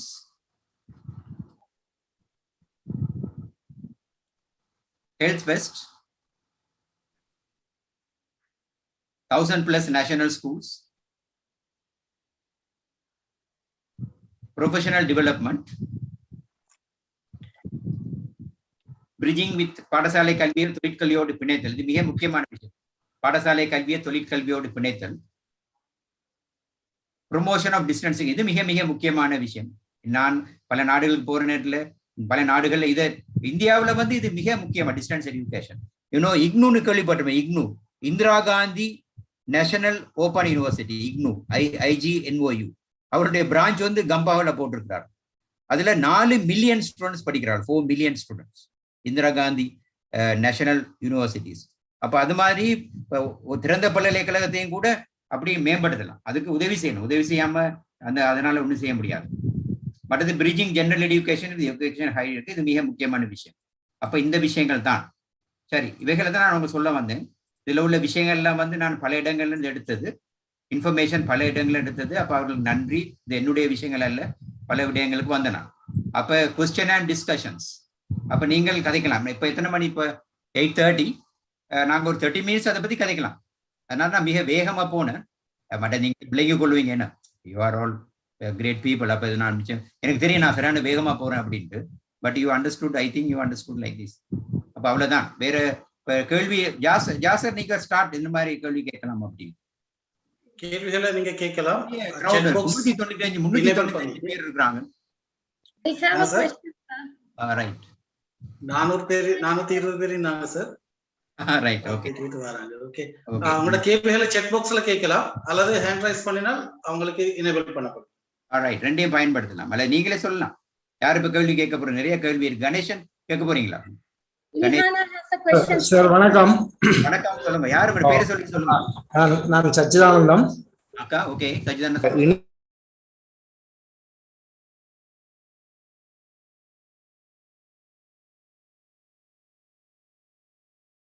இப்ப யூ கேன், அது வந்து ஒரு நேரடியான கல்வி முறையும் நேரடியான கல்வியவும் இந்த இந்த இணைய வழியான கல்வி அவைகள் ரெண்டையும் ஒன்றிணைக்கிறது தான் நாங்க பிலிப் மாடல் அப்படின்னு சொல்லுவோம். பிலிப் மாடல்னு சொல்லுவோம். இப்ப நாங்கள் சிலிட்ல வந்து நாங்க இந்த பிலிப் மாடலை வந்து நாங்க அறிமுகப்படுத்தியிருக்கோம். இப்ப நாங்க பிஜிடி கால் பண்ணிருக்கோம் அப்ளிகேஷன்ஸ். நான் சிலிட்டுக்காக சொல்லல, விஷயங்களை தெரிஞ்சு கொள்றதுக்காக. இப்ப பிஜிடி சிங்கள மீடியம் ஆரம்பிச்சிருக்கிறார்கள். அப்ப பிஜிடி சிங்கள மீடியத்துல நாங்க என்ன செய்யறோம் என்றால், இந்த பாடங்கள்லாம் ரெக்கார்ட் பண்ணும். இந்த பாடங்கள்லாம் 1 hour ரெக்கார்ட், ஒவ்வொரு லெக்சரையும் 1 hour ரெக்கார்ட் பண்ணிட்டு அவங்களுக்கு அனுப்புறோம். அப்ப அது ஒரு முறை. சரி, அப்ப அவங்க ரெக்கார்டிங்க அவங்க படிச்சுட்டு வாசிச்சுட்டு பிறகு ஸ்லீட்டுக்கு வந்து கிழமைக்கு ஒரு கால, மாசத்துக்கு 2 முறை வருவார். அப்ப நாங்கள் ஒரு டிஸ்கஷன் லெசன் ஒன்று செய்வோம். அப்ப டிஸ்கஷன் லெசன் செய்யறப்ப பவர் பாயிண்ட்ஸ் அதெல்லாம் வந்து அவங்களுக்கு கொடுப்போம். அது இல்லாம சின்ன சின்ன நோட்ஸ் எல்லாம் தயாரிச்சு அதை கொடுப்போம். அப்ப பல்வேறு வகையான முறைகளை ஒன்றிணைக்கிறது தான் நாங்க பிலிப் மாடல் அப்படின்னு சொல்றோம். பிலிப் மாடல்னு சொல்றோம். சரியா சச்சிதானந்தன்? சச்சிதானந்தன் சரியா? நான் சொல்ல சரியா? சவுண்ட் இல்லாம போயிட்டு. சவுண்ட் இல்லையா? என்ன மாதிரின்னு தெரியும். நீங்க எனக்கு எப்பயும் கால் பண்ணலாம். என்னுடைய நம்பர் 7778250228. இந்த மாதிரி ஏதாவது கதைக்கணும், எஜுகேஷன் விஷயமா கதைக்கணும்னா நைட்ல என்ன கால் பண்ணலாம். ஒரு 9 o'clock போல நான் ஃப்ரீயா இருப்பேன். நீங்க இந்த மாதிரி முக்கியமான விஷயம் இருந்தா சொல்லுவேன். நான் பிஸியா இருக்கேன், பிறகு கதைங்கன்னு சொல்லுவேன். வணக்கம் சார். வணக்கம் சார். இந்த பேரு சொல்லிட்டு கதைங்க. நான் இக்ராம் குருநாகல்ல இருந்து பேசுறேன். இந்த கல்வி சீர்திருத்தத்துல பாடசாலையோட உள்ளக நிர்வாக கட்டமைப்புல ஏதாவது மாற்றங்கள் இருக்கிற? உதாரணமா இப்ப சுகாதார பழக்க வழக்கங்கள், கிளீனிங்ஸ், இந்த சைட்களுக்கு அதுல பயிற்சி கொடுக்கணும் இருக்கிறேன். இப்ப பாடசாலைகள்ல நான் காணலாம், குறிப்பா தேசிய பாடசாலைகள்ல கல்விசாரா ஆளணியினர் தலைக்கு மேல இருக்கிறாங்க. சில நேரம் பாடசாலையின் நிர்வாக கட்டமைப்பை கொண்டு போறதுல கூட பெரிய தலையீடியாக அந்த ஆக்களோட செயற்பாடுகள் மாறுது. வாய்க்காவலர்கள் இருந்து கிளீனர்ஸ் அந்த அப்படி பெரிய தொகையினர் இருக்கிறாங்க. இது சம்பந்தமான கட்டமைப்பு மாற்றங்கள், உதாரணமாக நாங்க ஒரு இதுல முன்னாள் கல்வி அமைச்சர் சந்திச்சிட்ட நேரத்துல அவரு சொன்னாரு, அதாவது பதிவாளர்கள், பாடசாலைக்கு பதிவாளர்கள் அமைச்சு நிர்வாக கட்டமைப்பு வேறையாகவும் கல்வி முறையுமே வேறையாகவும் கொண்டு போறதுக்கான திட்டம் அவர்கிட்ட இருந்ததா அந்த டைம்ல சொன்னாரு. இப்ப அந்த மாதிரியான ப்ரொபோசல் இருக்குதா? அதோட சேர்த்து இன்னொன்று, பாடசாலை ஆசிரியர்களோட ஃபைல் சீக்கும் வந்து இல்ல ஜோனல்ல ஓகே ஜோனல்ல வந்து அது பேப்பர்ஸ்க்கு மட்டும்தான் நிக்கும். இப்ப பாடசாலையில அந்த ஃபைல்ஸ் இருந்தா தானே ஒவ்வொருத்தையும் என்ன திறமை அளிக்குது, அவங்களோட அப்டேஷன் என்னன்றத பார்த்து அவங்கள கொண்டு போகலாம். அந்த மாதிரியான என்னமாவது ப்ரொபோசல் மாத்தங்கள் இருக்குதா, அதுகளை ப்ரொபோஸ் பண்ணி நம்ம இந்த ரிஃபார்ம்ஸ்ல இருக்கிறோம்.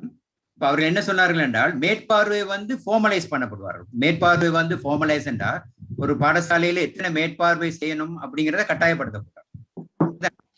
அப்ப பாடசாலைக்கு இவர்கள் வந்து கொண்டிருப்பார்கள். அப்ப அதிகாரிகள் வந்து பாடசாலைக்கு ரெகுலரா வருவார்கள். ரெகுலரா வரும்போது அந்த பாடசாலையில பிரச்சனைகள் வந்து உடனடியாக தீர்க்கப்படுறதுக்கான வாய்ப்புகள் இருக்கு. நம்பர் 1. நம்பர் 2, இந்த கட்டமைப்பை வந்து குறுகிய கட்டமைப்பை மாத்துறதுக்கு ட்ரை பண்றாரு. அப்படின்னு ஒரு நீண்ட டோல் ஆர்கனைசேஷனை வந்து இந்த ஆர்கனைசேஷனை மாத்தி அமைக்கிறது. அதாவது மினிஸ்ட்ரிக்கு அடுத்து ப்ரொவின்சியல் மினிஸ்ட்ரிக்கு அடுத்து ப்ரொவின்சியல் டைரக்டர், அதுக்கு பிறகு ஜோன், அதுக்கு பிறகு ஜோனுக்கு பிறகு என்னது டிவிஷனுக்கு பிறகு ஸ்கூல் அப்படின்ட்டு ஒரு டோல் ஆர்கனைசேஷனை மாத்தி அமைக்கிறதுல அவர்கள் இருக்கிறார்கள். சரி, அவர்கள் இருக்கிறார்கள். அப்ப அந்த ஜோன் அப்படி மாத்தி அமைக்கப்படும் பொழுது இந்த ஒரு டோல் ஆர்கனைசேஷனை வந்து அவர்கள் மாத்தி அமைக்கப்படும் பொழுது அப்ப இந்த நீங்க சொல்ற பிரச்சனைகள் தீர்க்கப்படும். இந்த பிரச்சனை இருக்கிற வாய்ப்பு இருக்கு. அப்படி வாய்ப்பு இருக்குன்னு நாங்க நினைக்கலாம், வாய்ப்பு இருக்குன்னு நினைக்கிறோம். சரி, அப்ப அதுதான் சொல்ல முடியும். இது என்ன மாதிரி நடக்கும்னு தெரியாது. ஆனா இந்த இப்போ ஒரு கல்வியாளர் இந்த விஷயத்துல இப்ப சேதர மாதிரி ஆக்கள் வந்து டீச்சரா இருந்து பிரின்சிபலா வந்து டிரெக்டரா வந்து மற்ற நாடுகளை விட்டு வேலை செஞ்சு திரும்ப வந்து இருக்கிறதுனால அவர்கள் இதை பத்திய ஒரு கான்சியஸ்னஸ், ஒரு பிரஞ்சை வந்து இருக்கும். இப்ப எனக்கு தெரியும், நான் ஒரு ஆசிரியர் இருந்து இப்படி வந்தேன். அப்ப எனக்கு தெரியும். ஆனா எங்களால என்ன செய்ய முடியும்? எங்களுக்கு இதை மாற்றக்கூடிய அதிகாரங்கள் எதுவும் கிடையாது. ஆனா டாக்டர் சேதர மாதிரி ஆக்கள் வந்து உயர்மட்டத்தில் இருக்கிறனால அவர்கள் இதை மாத்தி அமைக்கணும் அப்படிங்கிறதுல மிச்சம் ஆர்வமாக இருக்கிறார். அதை நான் சொல்லலாம். ஆனா அது எப்படி நடக்கும் அப்படிங்கிறத பத்தி எனக்கு சொல்ல தெரியாது. ரைட், ஃபௌசியா சார் நீங்க பேசலாம். சொல்லுங்க ஃபௌசியா.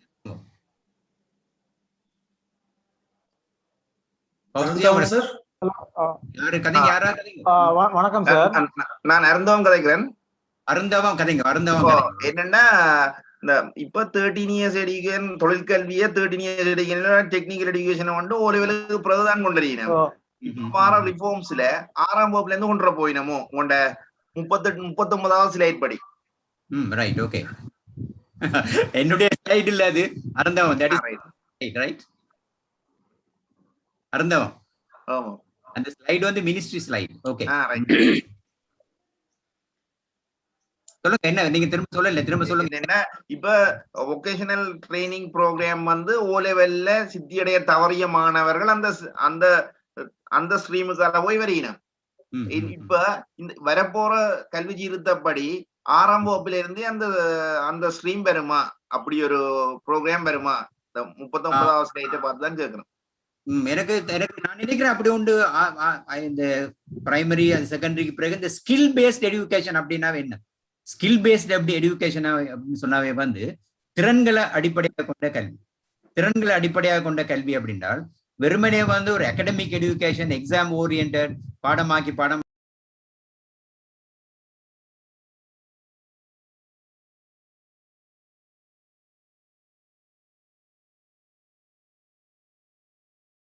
பல நல்ல மாற்றங்கள் ஏற்படக்கூடிய வாய்ப்பு உள்ளது அப்படின்னு நான் நினைக்கிறேன்.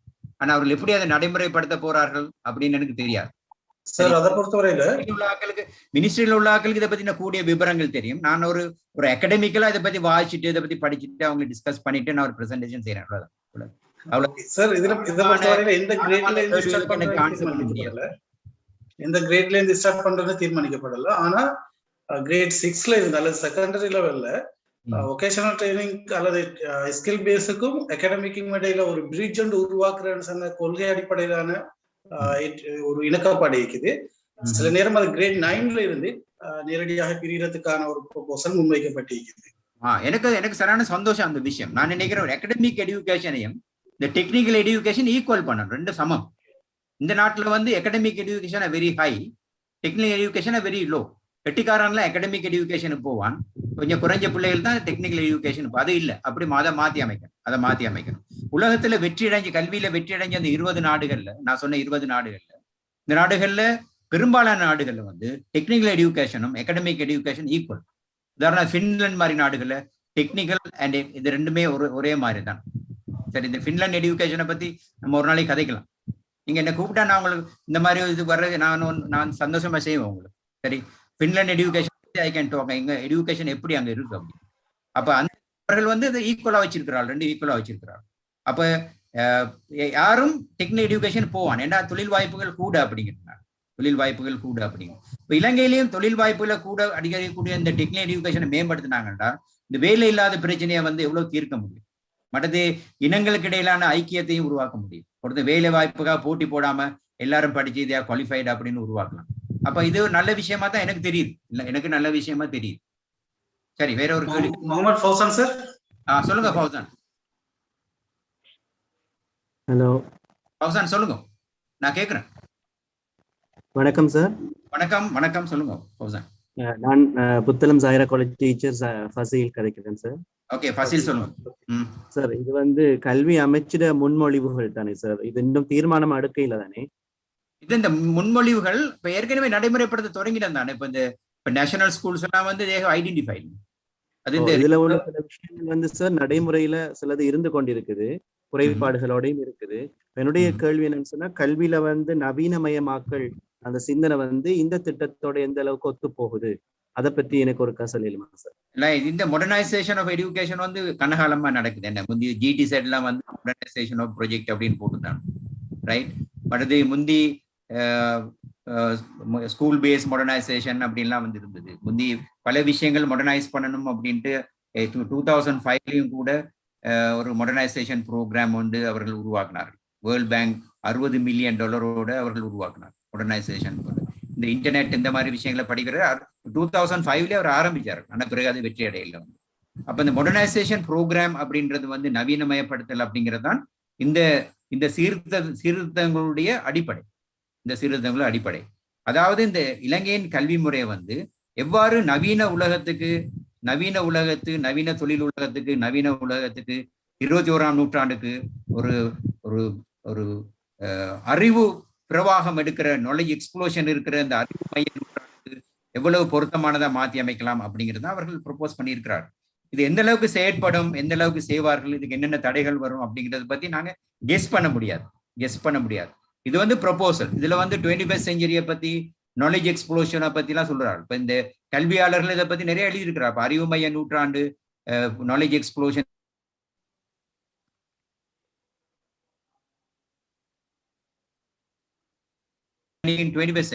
நீங்க வாசிருப்பீங்க. லேர்னிங் 21ஆம் நூற்றாண்டு திறன்கள் கற்றலும் கற்பித்தலும். 21ஆம் நூற்றாண்டு திறன்கள் கற்றலும் கற்பித்தலும். இந்த 21ஆம் நூற்றாண்டு திறன்களை வகுப்பறை கொண்டு வருவது மிக மிக முக்கியமானது. அமெரிக்காவில இருந்து பல நாடுகள்ல இந்த 21ஆம் நூற்றாண்டு திறன்களை அறிமுகப்படுத்துறார். அப்ப ஆனால் இங்க இன்னும் அது இல்லை. இந்த 21ஆம் திறன்கள் என்ன அப்படிங்கிறதே எத்தனை ஆசிரியர்களுக்கு தெரியும் அப்படிங்கிறது கேள்விக்குறி. அப்ப இந்த 21ஆம் நூற்றாண்டு திறன்களை பத்தி நாங்க ஒரு பிரசன்டேஷன் செய்வோம். இது டைம் இருக்க செய்யலாம், ஒரு நாளைக்கு செய்யலாம். நான் சந்தோஷமா செய்வோம் உங்களுக்கு. நீங்களாம் டீச்சர்ஸ், நானும் டீச்சர். ஒரு டீச்சருக்கு உதவியா இருக்கிற இந்த மாதிரி விஷயங்களை தெரிஞ்சு கொள்வது நல்லது. ஓகே, வேற ஏதாவது கேள்வி? ஓகே, ஷிஃபான் சார் நீங்க பேசலாம். ஷிஃபான் சொல்லுங்க. வெரி மச் சார் இந்த சந்தர்ப்பத்துக்கு. அதே போல ப்ரொஃபசர் ஜனராஜ் சாருக்கும் தேங்க்ஸ். சார் சொன்ன 21ஆம் நூற்றாண்டு கல்விக்கு அடிப்படையாக தான் சார் இந்த 9 டொமைன்ஸ், 9 கருத்திட்டங்கள்ல அவர்கள் முன்மொழி வைத்திருக்கிறார்கள். இதுல இந்த 6வது கருத்திட்டம் சார், ப்ரொஃபஷனல் டெவலப்மெண்ட், வான்மை விருத்தி தொடர்பாக சார் என்ற கேள்வி கேட்டார். அப்ப என்ன மைக் அன்மியூட் ஆக்க முடியாமல் போயிருச்சு. இலங்கையில ஆசிரியர் தொழிலை பொறுத்தவரையில நாங்கள் அரைவான்மைத்துவ ஆசிரியர் தொழில் என்று தான் இப்பொழுதுக்கு நாங்கள் அதை கணக்கெடுக்கின்றோம். முழுமையான வான்மைக்கு நாங்கள் இன்னும் வரவில்லை. நினைக்கின்றேன் இந்த ஏற்பாடுகள் வான்மைக்கு வருவதற்கு எங்களுக்கு மிக முக்கியமாக தேவைப்படுவது சார், இப்பொழுது இருக்கின்ற இந்த பிரச்சனைகளையும் நாங்கள் பார்க்கின்ற பொழுது ஆசிரியர்களுடைய தொழில் வான்மைக்கான ஒரு நிர்வாகம் இன்னும் முறையாக ஆரம்பிக்கப்படாமைதான் மிகப்பெரிய குறைபாடாக இருக்கு சார். சொன்ன மாதிரி பார் அசோசியேஷன் இதை போற நிறைய வான்மை அமைப்புகள் அந்தந்த தொழில்துறைகளோடு தொடர்பட்டு இருந்தாலும் இலங்கையை பொறுத்தவரையிலே அப்படி ஒரு வான்மை நிர்வாகம் இல்லாமல் இருப்பதால் ஆசிரியர் தொழிலுக்குள் யாரும் வரலாம், யாரும் அதை ஒரு தொழில் வங்கியாகத்தான் இப்பொழுது அரசாங்கமும் அரசியலும் காண்கின்ற ஒரு நிலைமைக்கு நாங்கள் வந்திருக்கின்றோம். ஆகவே இந்த 6வது வான்மை விருத்திக்கு ஒரு நிர்வாகம் முழுமையாக ஏற்படுத்தப்படுகின்ற பொழுது ஆசிரியர் தொழிலினுடைய பக்குவமும் அவருடைய விருத்தியும் மிக தாராளமாக நடக்கும் என்பதில் எந்த சந்தேகமும் இல்லாத அந்த கருத்தை சொல்வதற்காகத்தான் நான் இந்த சந்தர்ப்பத்தை பெற்றுக்கொண்டேன். மிக்க நன்றி sir. Okay, thank you Sivan, that's a good idea. இப்ப நாங்கள் ஆசிரியர் தொழிலை பத்தி நான் ஏன் முந்தி கேட்டேன்டா, ஆசிரியர் தொழில் ஒரு வான்மை தொழிலா அப்படின்றதுதான். இப்ப டாக்டர்ஸ் எடுத்துக்கொண்டா அவர்களுக்கு எஸ்எல்எம்சி இருக்கு, ஸ்ரீலங்கா மெடிக்கல் கவுன்சில் இருக்கு, ஸ்ரீலங்கா அசோசியேஷன் ஃபார் அதெல்லாம் இருக்கு. லாயர்ஸ் எடுத்துக்கொண்டா பாரஸ் இருக்கு, லைசன்ஸ் இருக்கு, அவங்களுக்கு லைசன்ஸ் இருக்கு. லைசன்ஸ் இல்லாம அவங்க தொழில் புரிய முடியாது. உலகத்துல பல நாடுகள்ல ஆசிரியர்களுக்கு லைசன்சிங் இருக்கு. பிலிப்பீன்ஸ்ல அல்லது பின்லாண்ட்ல அல்லது அமெரிக்காவில் எங்கேயும் பாத்தீங்கன்னா there is a licensing system ஒன்று இருக்கு. லைசன்ஸ் இல்லாம அவர்கள் ஆசிரியர் தொழிலை செய்ய முடியாது. அப்ப ஒரு ப்ரொஃபஷனல் தொழில், ஒரு வான்மை தொழில் அப்படின்றால் இட் மஸ்ட் பி லைசன்ஸ். ஆனால் யார் லைசன்ஸ் கொடுக்கறது? அரசாங்க லைசன்ஸ் கொடுக்க முடியாது. அது ஒரு வான்மை அமைப்பு தான் லைசன்ஸ் கொடுக்கணும். லைசன்ஸ் இப்ப இல்ல டாக்டர்ஸ் எடுத்தால் எஸ்எல்எம்சி தான் லைசன்ஸ் கொடுக்குது, registration number, not the government. SLMC ஒரு இண்டிபெண்டன்ட் ஆர்கனைசேஷன். அப்ப ஆசிரியர்களுக்கும் அவ்வாறான ஒரு சுதந்திரமான ஒரு அமைப்பு இருந்து அவர்களுக்கு லைசன்சிங் சிஸ்டம் இருந்தா எல்லா ஆசிரியர்களும் பதிவு செய்யப்பட்டு அவருடைய வான்மை விருத்திக்கான அடிப்படையை வழங்குறதுக்கான ஒரு ஏற்பாடுகள் இருக்கும் என்றால் இன்றைக்கு நம்முடைய ஆசிரியர்கள் பாதையில இருந்து சத்தம் போட வேண்டிய அவசியம் இருக்காது. அது என்னுடைய பணிவான அபிப்பிராயம். சரி, ஞாபகப்படுத்த விரும்புகிறேன், இதே மாதிரியான ஒரு அமர்வு ஷிஃபான் மற்றும் சுவர்ணராஜா சார் இணைஞ்சு 21ஆம் நூற்றாண்டு கல்வியும் ஆசிரியர் தேர்ச்சிகளும் என்ற தலைப்புல 2-3 வாரங்களுக்கு முன்னர் நடத்தினார்கள். அவர்களுக்கு அதை ஞாபகப்படுத்திக் கொள்கிறேன். அடுத்தது டீன் சார், எம்ஆர் டீன். சொல்லுங்க டீன், சொல்லுங்க எம்ஆர் டீன் சொல்லுங்க. நான் டீன் நிக்கவரெட்டி. இந்த 21ஆம் நூற்றாண்டுக்கான திறன்கள் சம்பந்தமாக புக்ஸ் ஒன்று எழுதியிருக்கேன். ஓகே, அது சம்பந்தமான ஒரு தெளிவு ஒன்று கொடுக்கத்தான் நானும் எதிர்பார்க்கிறேன். நான் ஒரு புத்தகம், சின்ன புத்தகம், ஒரு 70 பக்கத்துல ஒரு சின்ன புத்தகம். இந்த 21ஆம் நூற்றாண்டுல திறன்கள் அப்படின்னா என்ன, அதனுடைய தோற்றம் என்ன, அந்த திறன்களை எப்படி நாங்க பட்டியல்படுத்தலாம், அந்த திறன்களை வகுப்பறையை கொண்டு வரணும் என்றால் ஆசிரியர்களுக்கு என்னென்ன திறன்கள் இருக்கணும், எப்படி அவைகளை அந்த பாடத்திட்டத்துக்கு பாட விதானத்துக்குள்ள எப்படி இணை, அப்படி ஒரு சின்ன புத்தகம். அது குமரன் பிரஸ் அவங்க தான் அதை அதை பிரசுரிச்சாங்க. அவங்ககிட்ட கேட்டீங்கன்னா அந்த புத்தகம், குமரன் பிரிண்டர்ஸுக்கு ஒரு கால் பண்ணி கேட்டீங்கன்னா அந்த புத்தகம் தருவாங்க. அது ஒரு சின்ன புத்தகம். இன்டர்நெட்டுக்கு போனீங்க என்றால் அதுல நிறைய புத்தகங்கள், நிறைய விஷயங்களுக்கு 21st century எஜுகேஷனை பத்தி நிறைய இங்கிலீஷ்ல இருக்கு. Please read. டீன், நீங்க வாசிங்க, அதை பத்தி வாசிங்க, இங்கிலீஷ்ல போயிட்டு வாசிங்க. There lot of books are there. நான் எழுதுனது என்னுடைய தலையிலிருந்து நான் எழுதல, இந்த மாதிரி நெட்ல உள்ளதெல்லாம் வாசிச்சுட்டு இந்த தமிழ்ல எழுதணும், தமிழ்ல உங்களுக்கு எல்லாம் சொல்லணுங்கிற அந்த சின்ன புத்தகத்தை எழுதுனா 21st century கற்றலும் கற்பித்தல் அப்படின்னு. Please read. ஆசிரியர்களுக்கு எல்லாருக்கும் தெரிஞ்சிருக்கணும் இந்த 21st century ஸ்கில் அப்படிங்கிறது தெரிஞ்சிருக்கணும். இந்த இவர் சொல்றாரு ஏற்கனவே ஒரு ஒர்க் ஷாப் நடத்தினாங்க அப்படின்னு சுவர்ணராஜாவும் ஷிஃபானும். இப்ப அந்த ஒர்க் ஷாப் திரும்பவும் செய்யுங்க. Muhammad Siddique sir. Good evening sir. சொல்லுங்க. Good evening. நான் Suresh, Kalkudah education office ISA. Suresh சொல்லுங்க. ஐஎஸ்ஏ என்னடா சார், இந்த வளமையா கல்விக் கொள்கைகள் உருவாக்கப்பட்டோடனே இந்த பொட்டில் நெக் எஃபெக்ட்னு சொல்லுவாங்க. மேல் மட்டத்தில் இருக்கிற எல்லா விடயங்களும் சரியா நடத்து வர கடைசியாக கீழ் மட்டத்துல அதிபர் ஆசிரியர்கள் இருந்த மட்டத்துல அதுல விளைவு குறைந்து போறதை நாங்க பாக்குறோம் வளமையாக வர கல்விக் கொள்கையில.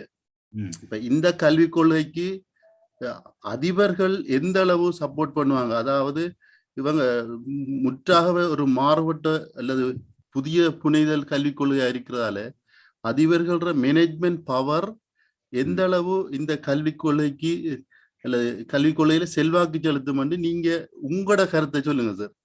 என்னுடைய நான் என்ன பாக்குறேன்டா, நான் பாசிட்டிவா பாக்குறேன்டால் பல மட்டங்கள்ல பல விஷயங்கள் இருக்கு. இப்போ ஒரு கல்விக் கொள்கையை, புதிய கல்வி சீர்திருத்தங்களை நாங்கள் அமுல்படுத்தணும் என்றால் நீங்க சொல்ற பல பாட்டில் நெக்ஸ் பல இடங்கள்லயும் இருக்கு இல்லையா? இப்ப ஆசிரியர்களும் அதிபர்களும் ஒத்துழைக்காம எந்த நாட்டுல உள்ள கல்வி முறையவும் மேம்படுத்த முடியாது. நான் திரும்பவும் சொல்றேன், ஆசிரியர்கள் அதிபர்களுடைய ஒத்துழைப்பு இல்லாமல் எந்த நாட்டினுடைய கல்வி முறையவும் யாராலையும் மேம்படுத்த முடியாது. அப்ப ஆசிரியர்கள் அதிபர்களுடைய ஒத்துழைப்போட அல்ல கல்வி அதிகாரிகள், ஆசிரியர் அதிபர் டீச்சர்ஸ் அப்படின்றா இதெல்லாம் சேர்த்தான், ஆசிரியர்கள் அதிபர்கள் கல்வி அதிகாரிகள் இவர்கள் எல்லாரும் சேர்ந்து ஒத்துழைக்கிறது மூலமாகத்தான் ஒரு கல்வி பிரேரணைகளை நாங்கள் வெற்றிகரமாக நடத்த முடியும். அப்ப இலங்கை என்ற கல்வி முறையில பல பிரச்சனைகள் இருக்கு. இலங்கையின் கல்வி முறை வெற்றிகரமான கல்வி முறை அல்ல. 1869 உருவாக்கப்பட்ட ஒரு தேசிய கல்வி முறை வந்து 69 கிட்டத்தட்ட 80 வருஷங்களுக்கு பிறகு, எத்தனை 100 வருஷம் 150 வருஷங்களுக்கு பிறகு 150 வருஷங்களுக்கு பிறகும் உலகத்தோட சிறந்த ஒரு கல்வி முறையாக மாற்ற முடியாத நிலைமை காணப்படுது. இந்த ஃபர்ஸ்ட் 20 கண்ட்ரீஸ்ல இல்லை. அப்படி என்றால் சம்திங் ராங். அப்ப நம்முடைய நாட்டில் இவ்வளவு கல்வி அறிவு கூடிய ஒரு நாட்டில் ஏன் அதை உயர்த்த முடியல அப்படி என்றால் ஆசிரியரும் அதிபரும் சந்தோஷமா இருக்கும். ஆசிரியரும் அதிபரும் சந்தோஷமா இருக்கும். மற்றது இது வந்து ஒரு அரசியல் மயப்படுத்தாம ஒரு கல்வியாளர்களுடைய துணையோடு செய்யக்கூடியதா இருக்கும். ஒரு ஓகே, எல்லா கல்வி கொள்கையும் அரசாங்கத்துடைய கொள்கை தான், ரைட்? ஒரு education policy is a political choice. இப்ப அரசாங்கத்துடைய தான். ஆனால் எல்லா ஆசிரியர்கள இருக்கிறப்ப அவங்கள ஒற்றுமையா அவங்கள சேர்ந்து தேசம் நல்லா இருக்கணுங்கிறதுல யாருக்கு மாறுபாடான கருத்து இருக்க முடியும்? தேசம் நல்லா இருந்தா தான் மக்கள் நல்லா இருக்க முடியும். மக்கள் நல்லா இருந்தா தான் கல்வி நல்லா இருக்க முடியும். ஆனா மறுவழியா கல்வி நல்லா இருந்தா தான் மக்கள் நல்லா இருக்க முடியும். மக்கள் நல்லா இருந்தால்தான் தேசம் நல்லா இருக்க முடியும். இப்ப இருவழி பாதை. அப்ப இது ஒரு பரந்த மனப்பான்மையோட எல்லாருடைய பங்களிப்போடும் செய்ய முடியும் என்றால் இந்த இந்த இவைகள் வெற்றியடைய முடியும். அரசாங்கம் உள்ள குறுகிய நோக்கங்களை அவர்கள் முன்னுக்கு வைப்பார்கள் என்றால் எந்த கல்வி முறையும் தோல்வி அடையும். என்ன பொறுத்தவரையில் இந்த பிவி சப்ஜெக்ட் அப்படின்னு மிக முக்கியமான 1972 பிரேமதாச ஊடகம் செயலாளர் இருந்த பொழுது உருவாக்கப்பட்டது NCGE HNC. ஆனால் 72 அறிமுகப்படுத்த இந்த பிவி சப்ஜெக்ட் வந்து 77 இன்னொரு அரசாங்கம் வந்த அப்புறம் மாற்றி அமைச்சார். அப்ப அவர்கள் இதை பத்தி யோசிக்கல என்ன செய்ய. அப்ப அரசியல் கல்வியானது அரசியல் மயப்படுத்தப்பட்ட கல்விக்கு அரசியல் வேணும். அரசியல் இல்லாம கல்வி இயங்க முடியாது. ஆனா கல்வியானது அரசியல் மயப்படுத்தப்பட்டால் அதுல பலவிதமான குரூப்ஸ், பலவிதமான குழுக்கள் இருக்கும். அப்ப எந்த விதமான சிறந்த கல்வி முறையும் தோல்வி அடையும். ஆசிரியர்கள் சந்தோஷப்படணும். என்ன, நீ ஒரு ஆய்வு நடந்தது பின்லாந்துல. அப்ப அவர்கள் கேட்டார்கள், திரும்பவும் சந்தர்ப்பம் இருந்தால் நீங்கள் திரும்பவும் ஆசிரியர்களா இருப்பீர்களா? அப்ப ஒரு கேள்வி கேட்டார். அப்ப நீங்க சொல்லுங்க, அப்படி ஒரு கேள்வி கேட்டா அதுக்கு என்ன பதில் கிடைக்கும் நினைக்கிறீங்க? இல்ஹானாட்ட கேட்போம். இல்ஹானா சொல்லுங்க, உங்கள்கிட்ட கேட்டா திரும்பவும் சந்தர்ப்பம் கிடைச்சால் நீங்கள் திரும்பவும் ஆசிரியரா தொழிலை ஏற்றுக்கொள்வீர்களா அப்படின்னு கேட்டா என்ன பதில்? பதிலே சொல்ல மாட்டீங்க. யாரும் சொல்லுங்க பாப்போம். ரைட். அப்ப திரும்பவும் அவர் ஆசிரியரா வர போறாரு. ஆனா என்னுடைய அபிப்பிராயம் வந்து நம்முடைய நாட்டுல உள்ள 4 லட்சம் ஆசிரியர்கள பெரும்பாலான ஆசிரியர்கள் வந்து நான் ஆசிரியர் வரமாட்டேன்னு சொல்லுவாங்க. அவர்கள் ரோட்ல நிக்கிற விருப்பம். ஆனா பின்லாந்துல இந்த 99% ஆசிரியர்கள் நான் திரும்பவும் ஆசிரியரா வருவேன் தான் சொன்னார். ஏன்னா அவ்வளவு உயர்தரமான மதிப்பும் மரியாதையும் கௌரவமும் ஆசிரியர்களுக்கு வழங்கப்படும். ஆசிரியருடைய சம்பளம் வந்து மிக அதிகமாங்க. 5000 யூரோஸ் ஒரு ஆசிரியருடைய சம்பளம். 5000 யூரோஸ் கிட்டத்தட்ட எவ்வளவு 5 million, right? 5 million 5 lakhs 5 million, right? அப்படி ஒரு பெரிய அளவு சம்பளம் அவர்கள் வழங்கப்படுது. அப்ப ஆசிரியர்கள் கௌரவிக்கப்படுகிறார்கள், சம்பளத்தை விட கௌரவிக்கப்படுகிறார்கள். அப்ப அந்த நிலைமை இந்த தேசத்துல உருவாக்காட்டி எந்த ஒரு கல்வி சீர்திருத்தம் வெற்றி அடையும்னு நான் நினைக்கிறேன். அப்படி நம்ம ஏற்கனவே சொன்னது போல இந்த கல்வி சீர்திருத்தங்களுடைய ஆதரவாளன் அல்ல நான், அதே போல இதுக்கு எதிரானவனும் அல்ல. ஆகவே இது சில கிரிட்டிக்கலா நாங்க இதை எப்படி பார்க்கலாம் அப்படிங்கிறது. சரியா கல்குடா சார்? ஆசிரியராக வந்தா நல்லா சம்பாதிக்கலாம் டியூஷன் கொடுத்து சார். ஓகே, நான் ஏற்கனவே சில படங்களை காட்டினேன். நான் டியூஷன் கொடுக்குற காட்டினேன். சித்திக் சார். ஹலோ சார் சொல்லுங்க. Hello sir. ரைட், சொல்லுங்க. நான் கேட்கிறேன் சொல்லுங்க. முதலாவது சார் மிச்சம் தேங்க்ஸ் பண்ணல சார். இப்படி ஒரு நிகழ்ச்சியோட ஏற்பாடு செஞ்சது சார். சரியான ஒரு பிரயோசனமான நிகழ்ச்சி. சொல்லுங்க, தேங்க்ஸ் சொல்லுங்க. அவர் தான் அதை அரேஞ்ச் பண்ண எல்லாருக்கும் ஒவ்வொரு கருத்துக்கு எல்லாத்துக்கும். ரெண்டாவது சார், இதுல நான் மெயினா இந்த இடத்துல பேச வர என்னென்றால், இப்ப நாங்க பாக்குறோம் சார் நிறைய சீர்திருத்தம். ஏற கருத்து சொல்ற சேர கருத்தை கொஞ்சம் என்னெல்லாம் அந்த நிறைய சீர்திருத்தங்கள் இதுக்கு முந்தையும் கவர்மெண்ட் கொண்டு வந்தன சார். அது ஸ்கூல் மட்டத்துல பெருசா வைத்து அப்ளை ஆகிற குறைச்சல். உதாரணமா சார், இப்ப டிக்யூஎம் கொண்டு வந்ததானே, டிக்யூஎம் ஒரு ஆர்கனைசேஷன் டெவலப் பண்ற எப்படின்னு சொல்றது பெரிய ஒரு விஷயம். ஆனா அந்த மெசேஜ் வந்து சரியா ஸ்கூல் மட்டத்துல போகல. இன்னொன்று சார், இப்ப நாம பார்க்கல, இப்ப பிரின்சிபல்ஸையும் டீச்சர்ஸையும் தான் பெரும்பாலும் சில டைம்ல குறை சொல்றேன் சார். ஸ்கூல் அது நடக்கல. ஆனா சரியா பார்த்தால் இப்ப மேனேஜ்மெண்ட் சிஸ்டத்துல சார், இப்ப அட்மினிஸ்ட்ரேஷன் பக்கத்துல சார், பிரின்சிபல்ஸுக்கு வந்து உதாரணமா ஸ்ட்ராட்டஜிக் பிளானிங் எப்படி செய்யறது, ஒரு சிஸ்டமா ப்ராப்ளம எப்படி சால்வ் பண்றது, இந்த மாதிரி விஷயங்களை சார் நாலேஜ கொடுக்குறாங்களா சார், ஸ்கில்ஸை கொடுக்குறாங்க இல்ல. உதாரணமா ஒரு சாதாரணமா ஒரு பிரின்சிபலுக்கு வருஷத்துக்கு ஒரு 46 hours அவங்கள ட்ரெயின் பண்ணணும். ஆனால் இந்த ட்ரைனிங் சார் இது மட்டும் தான் நடக்கல, ஜோனல் மட்டத்துல நடக்கல சார். நடக்கிறதால இவங்களுக்கு என்ன சீர்திருத்தத்தை கொண்டு வந்தாலும் சார் டிக்யூம்டால என்ன ஒரு ஸ்ட்ராட்டஜிக் பிளானிங்ல சார் இது வரங்காடு இந்த ஸ்வட் தான் பேசிக்கிறாங்க சார். ஸ்வட் அனலைசர் தான் பேசிக்கிட்டு சின்ன ஒரு பிளானிங் எவ்வளவு வந்துட்டு இந்த விஷயம் ஒன்று சார் பிரின்சிபல்ஸ் ட்ரைனிங் கொண்டு கொடுக்கல சார். அப்ப இது வந்து ஒரு உதாரணமா ஒரு ஆய்வு ஒன்று சொல்றது 58% பிரின்சிபல்ஸ் நிர்வாகிகள் வந்து மேனேஜ்மெண்ட் நாலேஜ் இல்லாம இருக்கிறாங்களாம். அப்ப சும்மா ஆக்டிவ் பிரின்சிபல் திடீர்னு பிரின்சிபல் ஆகுறாங்க சார். அப்ப இந்த ட்ரைனிங் ஒன்று கொடுக்காம சார் இவங்களுக்கு ஸ்கில் ட்ரெயின் பண்ணாம நாங்க இப்படி பெரிய ஒரு சீர்திருத்தத்தை ஏற்படுத்தலுமான்ற ஒரு பிரச்சனை இது சார். அதே மாதிரி சார் டீச்சர்ஸுக்கு ப்ரொஃபஷனல் டெவலப்மெண்ட் சார் நாலேஜ் தான் கொடுக்க பாக்குறாங்களே தவிர சார் அவனோட எட்டிடியூட சேஞ்ச் பண்றதுக்கான முயற்சியும் இல்லை. அப்ப ஸ்கில்லும் நாலேஜும் அரௌண்ட் 15%, 85% எட்டிடியூட். அப்ப இந்த எட்டிடியூடுக்கான சேஞ்ச் வந்து எந்த குவாலிட்டி சர்க்கிள்லயும் நடக்குது இல்லை. அப்ப இதுல என்ன மாற்றம் ஒன்று இந்த அட்மினிஸ்ட்ரேஷன் சொல்ற அந்த வார செக்ஷன்ல நடக்குமா சார் இந்த சீர்திருத்தத்துல? சரி, ஆனா நீங்க சொல்ற சரி. ஆனா இந்த ரிஃபார்ம் இதை பத்தி இப்ப இதுல ப்ரொபோசல்ல பார்க்க போனா அந்த பிரச்சனை அவர்கள் கருத்துல கொண்டு இருக்கிறார்கள். என்ன இந்த வான்மை விருத்தி அந்த மாதிரி விஷயங்களை பத்தி அவர் தெளிவா சொல்லி இருக்கிறார்கள் என்ன மாதிரி செய்யணும் அப்படின்னு. நீங்கள் சொல்றது இவ்வளவு காலம் இருந்து வந்துள்ள விஷயங்கள் ஏன் திருத்தங்கள் தோல்வி அடைகின்றன அப்படின்னு நீங்க சொன்ன காரணங்கள் 100க்கு 100 சரி. சரி, எல்லா மட்டங்களிலும் போதுமான ட்ரைனிங், அர்ப்பணிப்பு, அக்கௌண்டபிலிட்டி, வாய்க்கூறல் நம்முடைய கல்வி முறையில இல்லாத விஷயம் அக்கௌண்டபிலிட்டி இல்லை அப்படிங்கிறது. அப்ப அதை பத்தி இன்னொரு கதைக்கலாம். ஆனா இப்ப ப்ரொபோசல்ல வந்து இவைகள் அட்ரஸ் பண்ணியிருக்கிறார். இதை வந்து எல்லாம் செய்யலாமா அப்படின்னு சொல்லியிருக்கிறார். அப்ப நான் என்னுடைய அபிப்பிராயம் வந்து இது பாசிட்டிவா பார்க்கலாம். பாசிட்டிவா பார்த்து எந்த அரசாங்கம் இருக்கு யார் இருக்கு அப்படின்னு இல்லாம இந்த நாடு, இந்த மக்கள், இந்த பிள்ளைகள், எங்களுடைய கல்வி எவ்வாறு இலங்கையின் கல்வியை நாங்க மேம்படுத்தலாம், எங்களுடைய காலத்துல ஆசிரியர்கள் எப்படி நாங்கள் மேம்படுத்த ஒரு பரந்த மனப்பான்மையோட பார்க்கும் பொழுது சில நல்ல விஷயங்கள் இருக்கிற மாதிரி எனக்கு தெரியுது. நல்ல விஷயம் சார். இந்த ட்ரைனிங்க தொடர்ந்து இப்ப பிரின்சிபல்ஸ்க்கும் டீச்சர்ஸுக்கும் தொடர்ந்து செய்த ட்ரெயின் பண்ணினாங்கடா புதிய சீர்திருத்தத்தை. அது அப்படியே அதை நான் உள்வாங்கிறேன். Okay, why don't you write this? நீங்க ஒரு இத எழுதி ஏன் அது அனுப்பக்கூடாது அவங்களுக்கு? இந்த இவருக்கு அந்த கல்வி சீர்திருத்தங்கள் அந்த இதுக்கு வந்து எழுதலாம் சார். எப்படி ப்ளீஸ் ரைட் a letter. தமிழ்ல எழுதி அனுப்புங்க. அங்க ஆட்கள் இருக்காங்க, தமிழ்ல எழுதி அனுப்புங்க. இப்படி இந்த ட்ரைனிங்க பத்தி முக்கியமானது அப்படின்ட்டு அனுப்புங்க. சேதருக்கு அனுப்புங்க. டாக்டர் சேதரன் பேரை போடு. டாக்டர் சேதர். எந்த அட்ரஸ் பத்திரமுல்லண்ட். எந்த அட்ரஸ் அனுப்பணும்? டாக்டர் சேதர் மறுசீரமைப்பு அமைச்சு சிறுபாய பத்திரமுல்லண்ட் அனுப்பினீங்களா? சரி, இதுல போட்டு விடுங்க. என்னது சாட் பாக்ஸ்ல போட்டு சார் உங்களோட டெலிபோன் நம்பர் இன்னொருக்க சொல்லிருங்க சார் ப்ளீஸ். அத போட்டு பாருங்க, சாட் பாக்ஸ்ல பாருங்க. 077 நான் நிறைய முறை போட்டுக்கிறேன். நீங்க அத எடுத்து போடுங்க. 92502. Thanks. Okay, Hari sir 9 o'clock க்கு ஃப்ரீயா இருப்பேன். 9 o'clock க்கு மத்த நேரம் Hari sir I will be busy. Sir வணக்கம். நான் இன்னும் வேலை செய்றேன். இன்னும் I am an employee at SLIT. I am a professor in education in the humanities and social sciences section, faculty of SLIT. அப்ப நான் ஒரு பிஸி பர்சன், நிறைய வேலை இருக்கு. ஆனா நீங்க எனக்கு ஏதாவது ஹெல்ப் கேட்டா நான் கட்டாயம் செய்வேன். நீங்க இந்த மாதிரி பிரசன்டேஷன் செய்யுங்கடா. ஜாசர் கேட்டப்ப நான் ஒண்ணுமே சொல்லலையா ஜாசர்? Yes sir. டைம் இல்லைன்னு சொன்னேன். இல்ல சார், எனக்கு உண்மையிலேயே டைம் இல்ல. இப்ப நான் செஞ்சு கொண்டிருக்கேன். எனக்கு கால் வந்து கொண்டிருக்கேன். வைஃப் வந்து ஒரு சின்ன ஃபங்க்ஷன், நான் அதை விட்டுட்டு இங்க இருக்கிறேன். சந்திக்கலாம். எனக்கு விருப்பம் செய்யறது.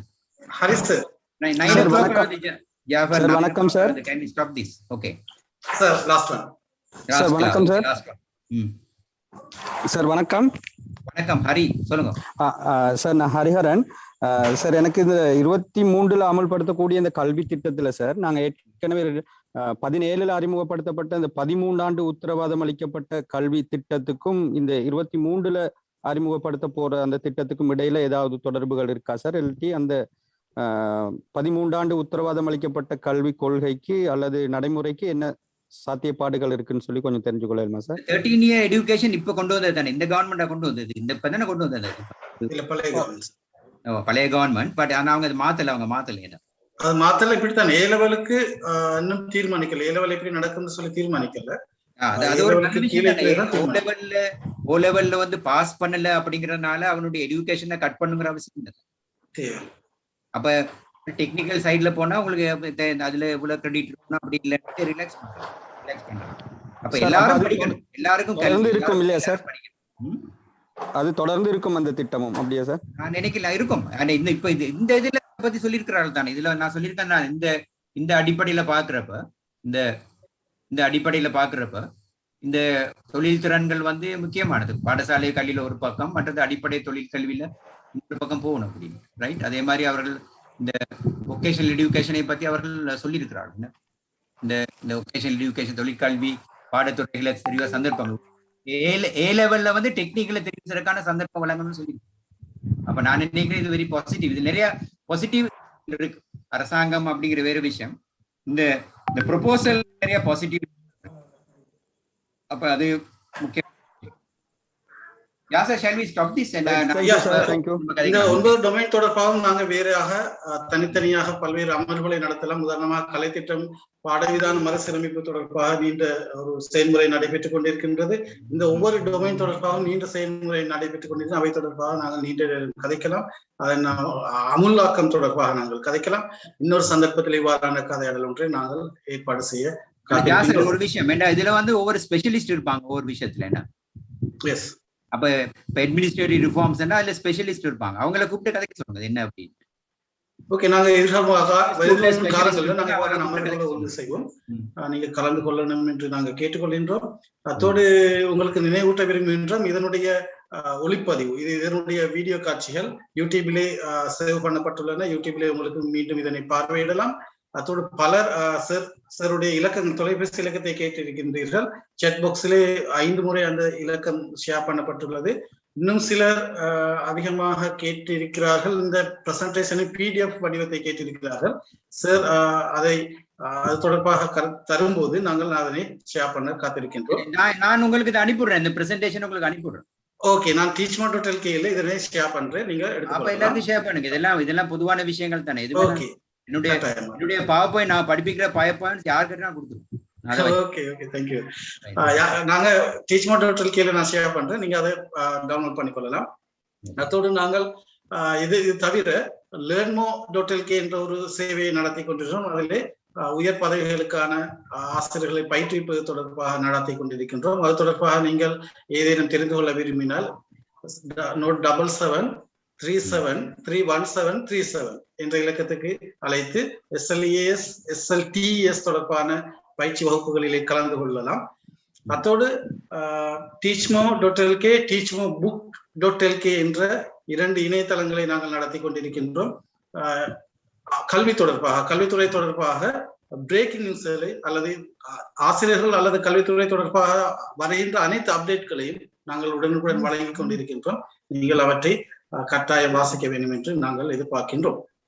அத்தோடு இறுதியாக மிகுந்த சிரமங்களுக்கு மத்தியில், அதே நேரம் மிகுந்த பிஸி ஷெட்யூலுக்கு மத்தியில் இந்த விரிவுரையை நடத்திய மிகவும் தேவையான காலப்பகுதி ஒன்றில் இவ்வாறான ஒரு தெளிவான ஐடியாவை பெற்றுக் கொள்ளக்கூடிய விரிவுரையை நடத்திய பேராசிரியர் தாய் தன்ராஜ் சார் அவர்களுக்கு நான் டீச்மோ சார்பாகவும், இங்கே கலந்திருக்கின்ற 410 ஆசிரியர்கள் மற்றும் யூடியூபிலே பார்த்துக் கொண்டிருக்கின்ற ஆசிரியர்கள் சார்பாகவும் எமது மனமார்ந்த நன்றிகளை தெரிவித்துக் கொள்கின்றோம். இறைவன் உங்களுடைய ஆயுளை நீடிக்க வேண்டும் என்று நாங்கள் பிரார்த்தித்துக் கொள்கின்றோம். அத்தோடு உங்களுடைய தேக ஆரோக்கியத்துக்காகவும் இறைவனிடம் நாங்கள் பிரார்த்தித்துக் கொள்கின்றோம். நீங்க நல்ல பணிகள், ஆசிரியர் வான்மையை மேம்படுத்துறதுக்காக சரி நல்ல பணிகள் தொடர்ந்து செய்யுங்க. இன்றைக்கு ஞாயிற்றுக்கிழமை வீட்டுல வேற அலுவல் பார்த்து கொண்டு சந்தோஷமா இருக்கிறத விட்டுட்டு இந்த விஷயத்தை படிக்கணும்னு நினைக்க வந்த எல்லாருக்கும் நன்றி. தொடர்ந்து படிங்க. ப்ரொஃபஷனல் டெவலப்மெண்ட் மிக முக்கியமானது. அப்ப நீங்கள் முன்னுக்கு வரலாம், ஒவ்வொருத்தரும் முன்னுக்கு வரலாம். நான் ஒரு சாதாரண ஒரு ஆசிரியர், O level teacher, I become a full professor. அப்ப நீங்களும் ஒவ்வொருத்தரும் அப்படி வரலாம். அப்ப தொழில் வான்மையை மேம்படுத்திக் கொள்றதுக்காக எப்பயும் முயற்சி செய்யுங்கன்னு சொல்லி நன்றி. தேங்க்ஸ். பிறகு சந்திப்போம். Good night. நன்றி, வணக்கம், good night. Bye bye. Thank you very much, sir. From Ilhana. Thank you.